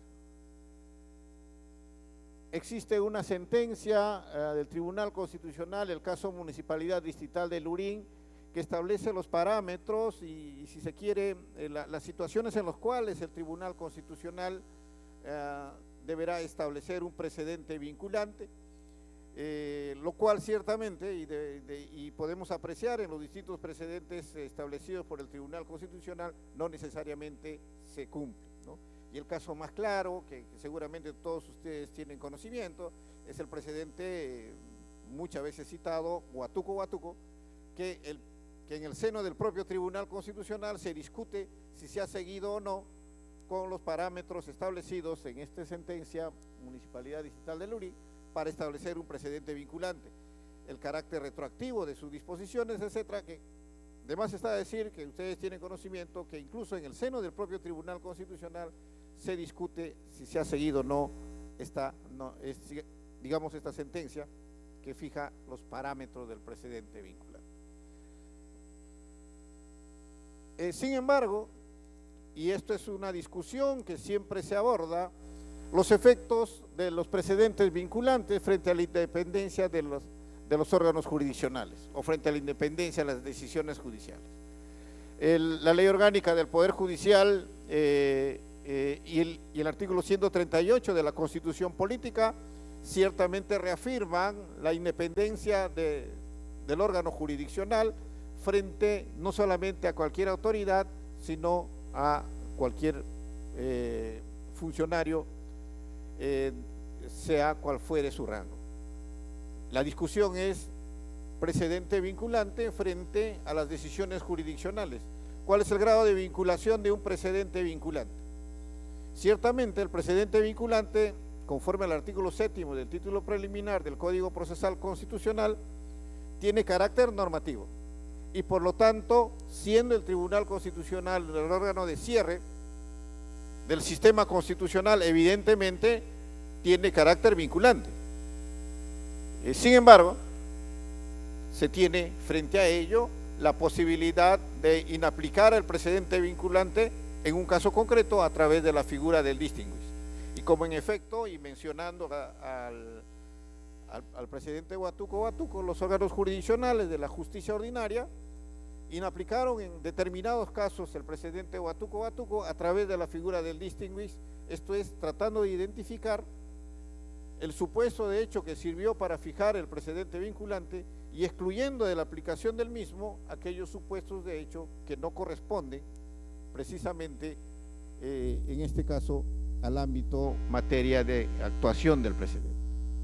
En conclusión, la discusión, el debate o este choque de trenes que se habla entre un precedente vinculante y una decisión jurisdiccional tiene un camino expedito como es la figura del distinguish o la posibilidad de distinguir el supuesto de hecho que ha servido para fijar un precedente vinculante.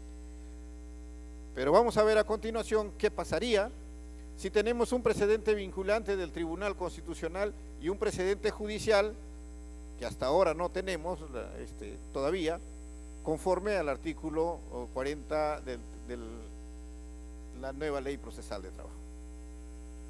Avanzamos. Bueno, aquí tienen algunos precedentes vinculantes del Tribunal Constitucional, una relación, mejor dicho, si avanzamos, por favor. Que bueno, eso lo conocen todos. Avanzamos.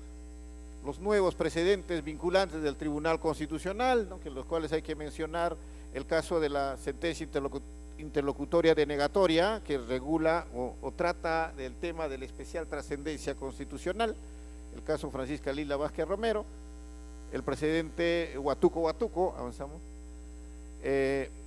retrocede, y el precedente Elgo Ríos Núñez, que se refiere a la vía igualmente satisfactoria, que vienen a ser precedentes del nuevo Tribunal Constitucional, que tienen vinculación con el ámbito laboral. Y entonces, avanzamos, ingresamos al precedente vinculante judicial, un poco más. El artículo 40 de la nueva Ley Procesal de Trabajo crea la figura del precedente vinculante judicial y señala que una sala de Derecho Constitucional y Social de la Corte Suprema que conozca de un recurso en concreto puede convocar a los demás miembros de la restante sala de Derecho Constitucional y Social a efecto de emitir sentencia que constituye o varíe un precedente judicial. Y más adelante nos dice que la decisión que se tome en mayoría absoluta de los asistentes al pleno casatorio constituye precedente judicial y vincula a los órganos jurisdiccionales de la República hasta que sea modificado por otro precedente. Aquí debemos rescatar los siguientes elementos. En primer lugar, se regula el precedente judicial vinculante. En segundo lugar, se trata de un precedente vinculante horizontal y verticalmente. Verticalmente porque evidentemente todos los órganos jurisdiccionales que están digamos en el escalafón judicial debajo de la Corte Suprema tendrán que acatar los acuerdos del precedente judicial. Pero lo más importante, considero yo, es la vinculación horizontal. Quiere decir que la Corte Suprema se verá vinculada o se estará vinculada con el propio precedente y no podrá variar ese criterio mientras no se varíe el precedente con las mismas características y con las mismas condiciones establecidas en el artículo 40. Y esto realmente abona la predictibilidad y tiene que ver con el principio de derecho de igualdad ante la ley, porque todos los ciudadanos tienen el derecho a recibir la misma respuesta jurídica del Estado frente a un mismo supuesto. Sin embargo, todavía no tenemos un pleno casatorio laboral. En el ámbito civil ya existen 10 plenos casatorios. Bueno, es cierto que el Código Procesal Civil tiene más tiempo. lo cual consideramos necesario convocarse a un pleno o casatorio laboral, a un primer pleno casatorio laboral y poner en práctica lo que la nueva ley procesal de trabajo plantea, y de esta manera se evitaría un conjunto de situaciones en las que existen diversos criterios jurisdiccionales, precisamente porque, si bien es cierto, tenemos plenos jurisdiccionales supremos y plenos jurisdiccionales superiores, no tienen carácter vinculante como sí lo tendría un pleno supremo o casatorio. Y en consecuencia, precisamente, ese es digamos, es la dificultad que existe ahora y que genera pronunciamientos jurisdiccionales de diversa índole, no solamente en todas las cortes superiores del país, sino entre los órganos jurisdiccionales de la misma Corte Superior. Y hay temas, ciertamente, que pueden ser materia de tratamiento en un pleno casatorio laboral. Y tenemos no solamente el tema vinculado al precedente Huatuco, no obstante que las Cortes Superiores y luego la Corte Suprema, en sendas sentencias, el caso Moquegua, el caso La Libertad, ha señalado en qué casos se aplica y en qué casos no se aplica. Sin embargo, todavía a nivel nacional, como decimos, se sigue todavía huatuqueando, entre comillas, y aplicando el precedente Huatuco de manera indiscriminada, ¿no? Nosotros lo tenemos documentado, un caso en una Corte Superior, y lo podemos decir en Cajamarca, en que se aplicó el precedente Huatuco a un trabajador de la 276 y se dispuso que se reconduzca el trámite para que este trabajador reclame la indemnización del artículo 38 del decreto legislativo 728, ¿no? Evidentemente, digamos, ese es el límite, el colmo en lo que se refiere a la aplicación estricta de un precedente o a la aplicación cerrada de un precedente sin ningún criterio de análisis, sin ningún criterio de razonabilidad, ¿no?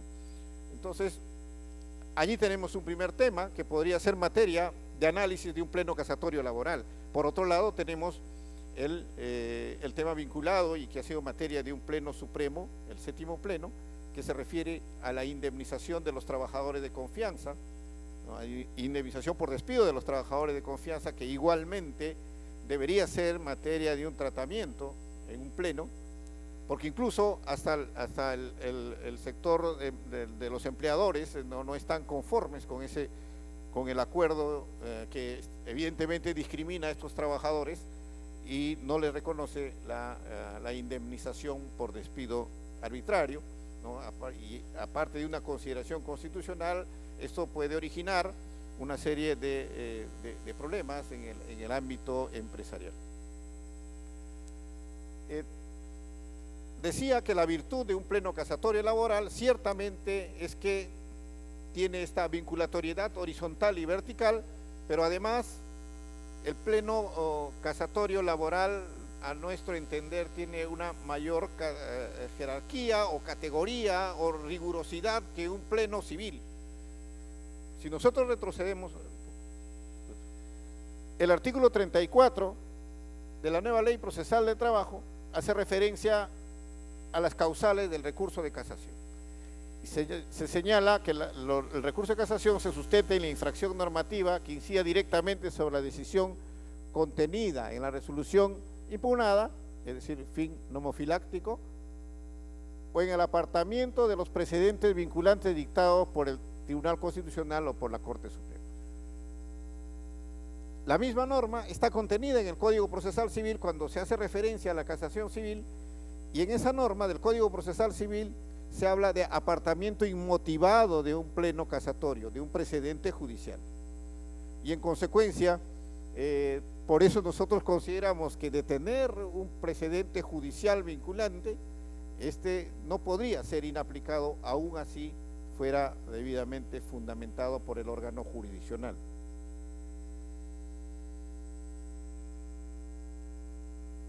Avanzamos. Y antes de hablar respecto a los plenos jurisdiccionales, algunos nos han preguntado, ¿y qué pasaría si tenemos un precedente vinculante del Tribunal Constitucional frente a un precedente judicial de la Corte Suprema que ciertamente entren en entredicho o sean opuestos? Esto es precedente vinculante del Tribunal Constitucional versus precedente judicial conforme al artículo 40 de la nueva Ley Procesal del Trabajo. Teniendo en cuenta que estamos ante dos instrumentos normativos, evidentemente nosotros consideramos que aquí tendría que ser de aplicación, y esto en clave de un análisis convencional, el principio de la disposición más favorable a la persona humana, que está contenida en el artículo 5.2 del Pacto Internacional de Derechos Económicos, Sociales y Culturales y coincidentemente el 5.2 del Pacto Internacional de Derechos Civiles y Políticos. Evidentemente este es un tema en materia de análisis que tendría que hacerse en su caso y cuando tengamos un escenario futuro en que un precedente del Tribunal Constitucional entre en entredicho con un precedente del Poder Judicial. Y los plenos jurisdiccionales, ya aterrizando en el tema que nos han citado de manera específica, los plenos jurisdiccionales, avanzamos, están regulados en el artículo 116 del texto único ordenado de la Ley Orgánica del Poder Judicial. Y este artículo nos refiere a que los integrantes de las salas especializadas pueden reunirse en plenos jurisdiccionales nacionales, regionales o distritales a fin de concordar jurisprudencia de su especialidad a instancia de los órganos de apoyo del Poder Judicial. Esto en materia laboral tiene alguna historia, existían las llamadas concordadas, ¿no? Que todavía fueron establecidos en la época en que existía el fuero privativo y existían los tribunales laborales regionales, ¿no? De Lima, de Trujillo y Arequipa. Y entonces, cuando existían los tribunales de trabajo, que eran última instancia, no existía recurso de casación, se llevaban a cabo unas reuniones entre los jueces superiores que en ese entonces tenían rango de supremo, y entonces se discutían temas y se llegaban a acuerdos jurisdiccionales, ¿no? Una suerte de acordadas, que luego ya con la incorporación del fuero privativo al fuero judicial tiene esta naturaleza, y la pregunta es, ¿son vinculantes los plenos jurisdiccionales? Y tenemos plenos jurisdiccionales a nivel de la Corte Suprema, hasta ahora 8 plenos jurisdiccionales, y anualmente se celebran plenos jurisdiccionales a nivel de las Cortes Superiores, a nivel nacional, con la concurrencia de los jueces superiores de la especialidad. Y ciertamente hay que reconocer, muchos de estos plenos jurisdiccionales, tanto supremos como superiores, han servido de inspiración para la regulación de determinados aspectos, ya sea de carácter sustantivo como de carácter procesal, ¿no es cierto? Y han sido el germen precisamente de la discusión y el tratamiento legislativo. En ese sentido, es importante esta labor del Poder Judicial a través de los plenos jurisdiccionales, y se hace un esfuerzo precisamente para celebrar los mismos con invitación de profesores universitarios y magistrados mismos, una suerte de orientadores, para luego llegar a los acuerdos. Sin embargo, si bien es cierto, en materia laboral y en la judicatura laboral existe una tradición de seguir los plenos jurisdiccionales, esto es, de acatar los plenos jurisdiccionales, sin embargo, evidentemente existen situaciones en las que los órganos jurisdiccionales, los jueces de distintas jerarquías, se apartan de los plenos jurisdiccionales expresando sus fundamentos, lo cual es válido desde el punto de vista de que estos no son vinculantes, ¿no? En ese sentido, si bien es cierto, este es un esfuerzo de la autoridad judicial, del Poder Judicial como institución, sin embargo, nosotros consideramos que debería irse más bien a un pleno casatorio laboral para poder establecer predictibilidad y cumplimiento del principio de derecho constitucional de igualdad ante la ley. Por otro lado, está la doctrina jurisprudencial.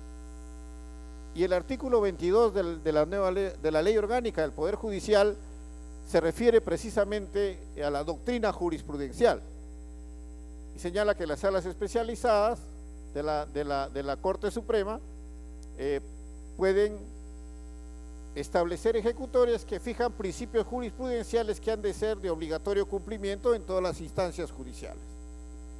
Y entonces, nosotros a diario observamos que en muchos casos la Corte Suprema, la sala correspondiente, emite pronunciamientos y los califica a los mismos de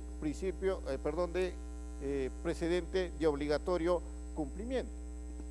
Sin embargo, como ustedes mismos pueden constatar en el propio artículo 22 de la Ley Orgánica del Poder Judicial, los jueces pueden apartarse de este criterio por excepción, fundamentando debidamente su posición. Incluso la propia Corte Suprema se puede apartar de su propio criterio jurisprudencial, fundamentando debidamente, y eso se ha apreciado en algunos casos que justamente son de conocimiento público.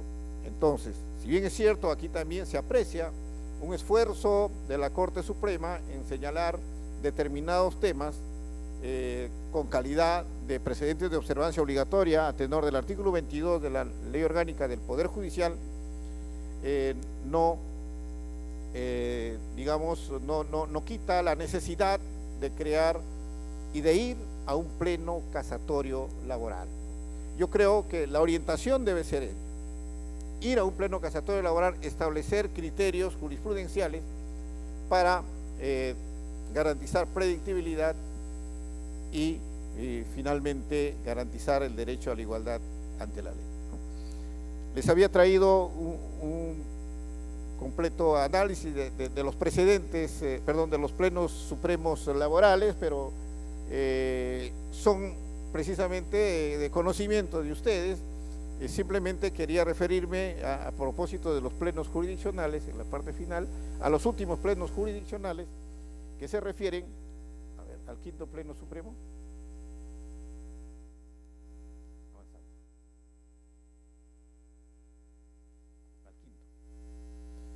En el quinto pleno supremo laboral se estableció, y por primera vez con votos en mayoría y en minoría, y creo que hasta ahora en la historia de los plenos supremos es la primera vez o la última vez que se realizó un acuerdo con votos discordantes.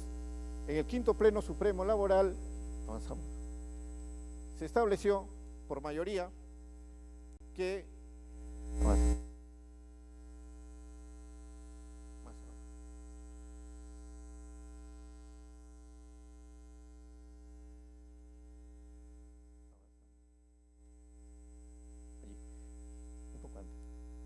los efectos del despido incausado y fraudulento, ¿no? Como sabemos, el despido incausado y fraudulento es una creación jurisprudencial del Tribunal Constitucional, pero que sin embargo como tal no tenía regulación en algunos aspectos, entre ellos en el aspecto referido al plazo para interponer la demanda de reposición por despido incausado y fraudulento, y bueno, en un pleno supremo anterior se llegó a establecer que sería el plazo de 30 días hábiles.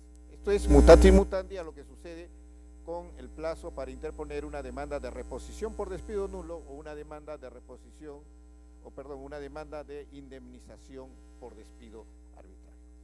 Pero sin embargo, la discusión hasta entonces, hasta el quinto pleno supremo laboral, residía en establecer cuáles son los efectos del despido incausado y fraudulento. ¿Tienen los mismos efectos que el despido nulo o simplemente generan el derecho a los trabajadores a percibir una indemnización por daños y perjuicios?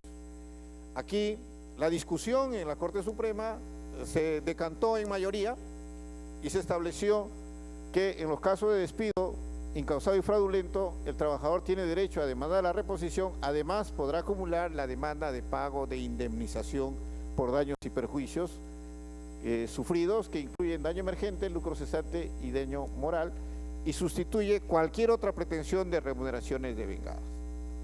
En ese entonces, quien habla planteó una posición minoritaria, ¿cierto?, en el sentido de que debería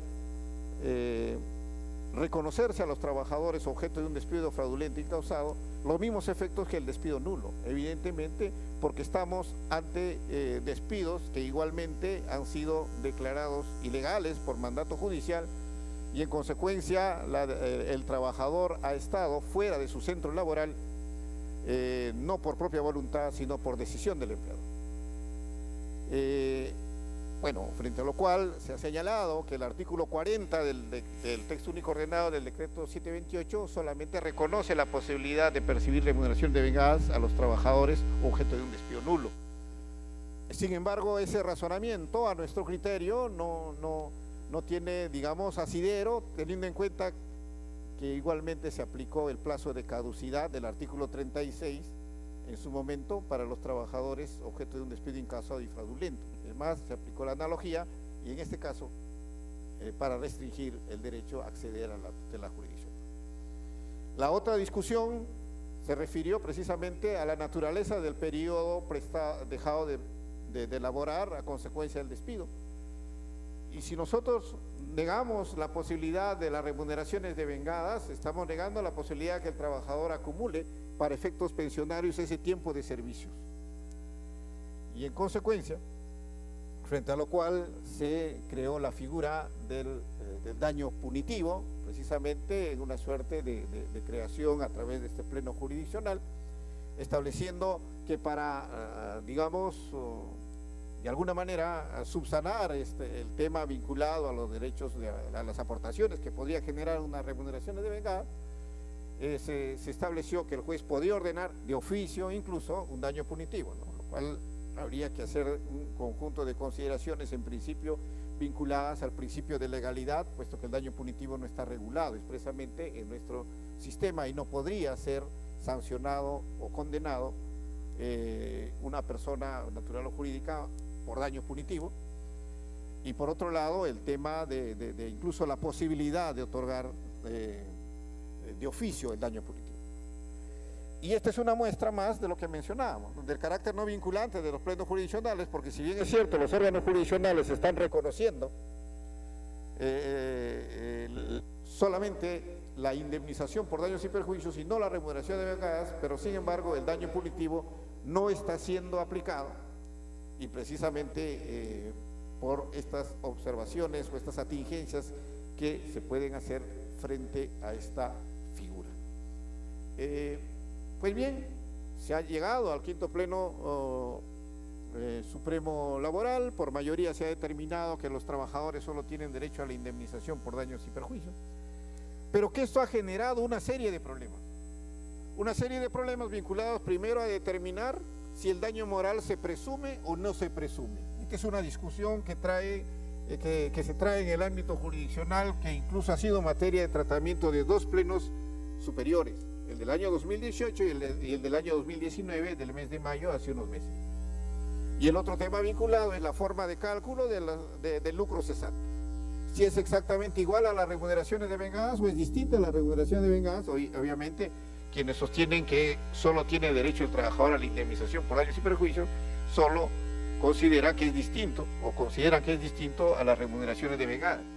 Pero ¿cuál será la forma de cálculo?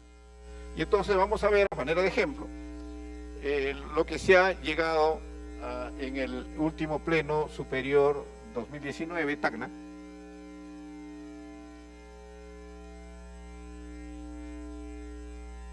Avanzamos bastante.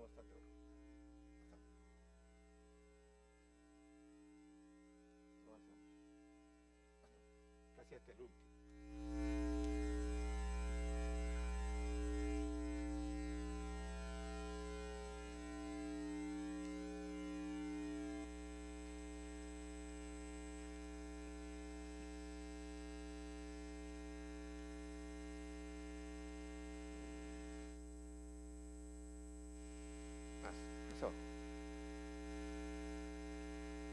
Y ese es lo último, para que no se vayan.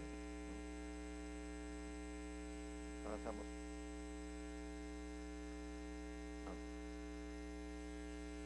En el pleno jurisdiccional en materia laboral de Tacna, regresamos. El primer tema, ¿no? otorgamiento y cálculo de lucro cesante en caso de despido, ¿no? En las pretensiones derivadas de un despido inconstitucional, incausado o fraudulento, declarado judicialmente como tales, ¿no?, el daño patrimonial debe ser entendido como todos los ingresos dejados de percibir como consecuencia directa e inmediata del despido y no como las remuneraciones dejadas de percibir. Yo pregunto cuál es la diferencia entre todos los ingresos dejados de percibir y las remuneraciones dejadas de percibir. Finalmente, se dice que el parámetro, el parámetro temporal es el tiempo y duración del cese, y luego el parámetro cuantitativo debe estar referido al importe de los ingresos ciertos dejados de percibir y cualquier otra circunstancia que tuvieran incidencia directa en dicha cuantificación, deduciéndose los ingresos ciertos que hubiesen obtenido el demandante por servicios realizados en dicho periodo de cese y los gastos que hubiera efectuado en el caso de continuar laborando para la obtención de su remuneración. Es decir, se niega el carácter de remuneración devengada, pero se debe calcular en función a los ingresos dejados de percibir. Estamos hablando exactamente de lo mismo. Y por otro lado, se hace referencia a la deducción de los ingresos que el trabajador ha podido obtener de laborar en cualquier otra institución, lo cual a nuestro criterio estaría dejando de lado el carácter sancionatorio de la indemnización por daños y perjuicios, puesto que si un trabajador ha perdido su puesto de trabajo en virtud de un despido incausado y fraudulento y ha ingresado a laborar a otra empresa, evidentemente no tendría derecho a ningún concepto por lucro cesante, lo cual a nuestro criterio estaría desmereciendo el carácter sancionatorio de la indemnización por lucro cesante. Y por otro lado, en lo que se refiere a si el daño moral se presume o no se presume, igualmente existe una inconsistencia cuando dice que no cabe presumir la existencia del daño moral, su existencia debe ser acreditada con medios probatorios directos o indirectos, salvo los casos en que además de vulnerarse el derecho al trabajo, también se hubiera vulnerado otros derechos fundamentales como el honor y la dignidad u otros derechos de la personalidad, en cuyo caso debe presumirse el daño moral. Yo pregunto, ¿qué despido no afecta la dignidad del trabajador? Y en consecuencia se dice que no se presume, pero que se presume. Reitero, y este pleno es del mes de mayo de este año, y ya en marzo tenemos nosotros la sentencia de la Corte Interamericana de Derechos Humanos, pues más abajo, en el caso Muelle Flores versus Perú, en que precisamente se hace una atingencia en lo que se refiere a la indemnización por daño moral o daño no patrimonial, y en lo cual, en función a lo dispuesto por la 10ª disposición complementaria de la nueva Ley Procesal de Trabajo, deberíamos ajustarnos a los parámetros de decisión de la justicia supranacional, precisamente porque constituyen jurisprudencia cuya observancia está reconocida en la nueva Ley Procesal de Trabajo. Estas inquietudes quería expresarles a ustedes, agradeciéndoles sobremanera su atención y la invitación de parte del señor superintendente de SUNAFIL. Muchísimas gracias.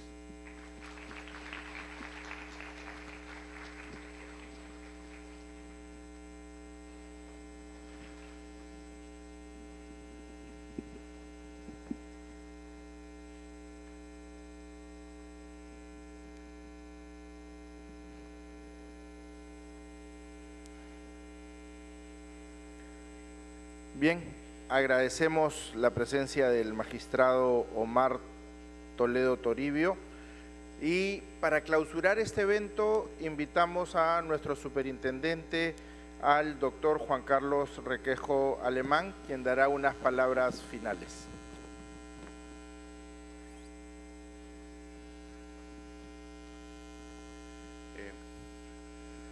Bueno, yo creo que hemos tenido la oportunidad de tener una tarde provechosa, ¿no?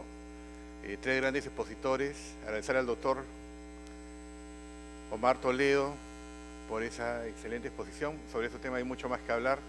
Yo creo que ha sido una buena introducción al tema, porque en realidad nosotros como Inspección del Trabajo, la idea es cómo llegamos a vincularnos con el Poder Judicial, ¿no? Cómo llegamos a tener la predictibilidad que el ciudadano espera de nosotros y enlazarla positivamente con el Poder Judicial. En esa medida, el convenio que hemos firmado con el Poder Judicial y el aporte tanto del doctor Toledo como del doctor Arévalo va a ser muy importante para que pronto hagamos realidad toda esa trazabilidad y predictibilidad que se espera de todos los temas vinculados a la inspección de trabajo.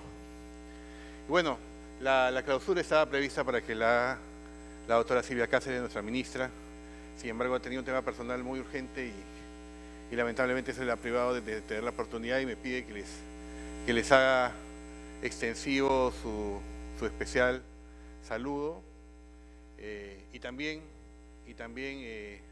no lo dije antes, pero me hubiera encantado estar con ustedes el día viernes. Lamentablemente el vuelo que me traía de Amazonas se demoró más y con el tráfico que había ese día no fue posible, pero espero que les haya gustado. Fue un evento preparado con mucho cariño para todos ustedes, y lo bueno de que, a diferencia de otros años, lo hemos podido articular con nuestros 2 sindicatos. Hemos podido hacer actividades en simultáneo en nuestras 21 intendencias. Todos los miembros del equipo han podido disfrutar del día del inspector, y eso creo que es positivo, y eso afianza un poco más, nos afianza como equipo, afianza en la idea de que cada vez trabajemos más en un mejor clima laboral que les permita a ustedes dar lo mejor de sí en cada intervención que hagan. En eso estamos trabajando, en eso lo vamos a seguir haciendo. Es el firme compromiso del que habla, de la gestión de nuestra ministra, de brindar las mejores condiciones para que el Servicio de Inspección de Trabajo se vaya realizando de la mejor manera. Muchísimas gracias por haber dedicado estos minutos acá con ustedes, y que sigan pasando una feliz día y una feliz semana del inspector. Muchas gracias a ustedes. Hay un coffee break para los que tienen un poquito más de tiempo, hay un coffee break que con mucho cariño nos hemos preparado acá al costado.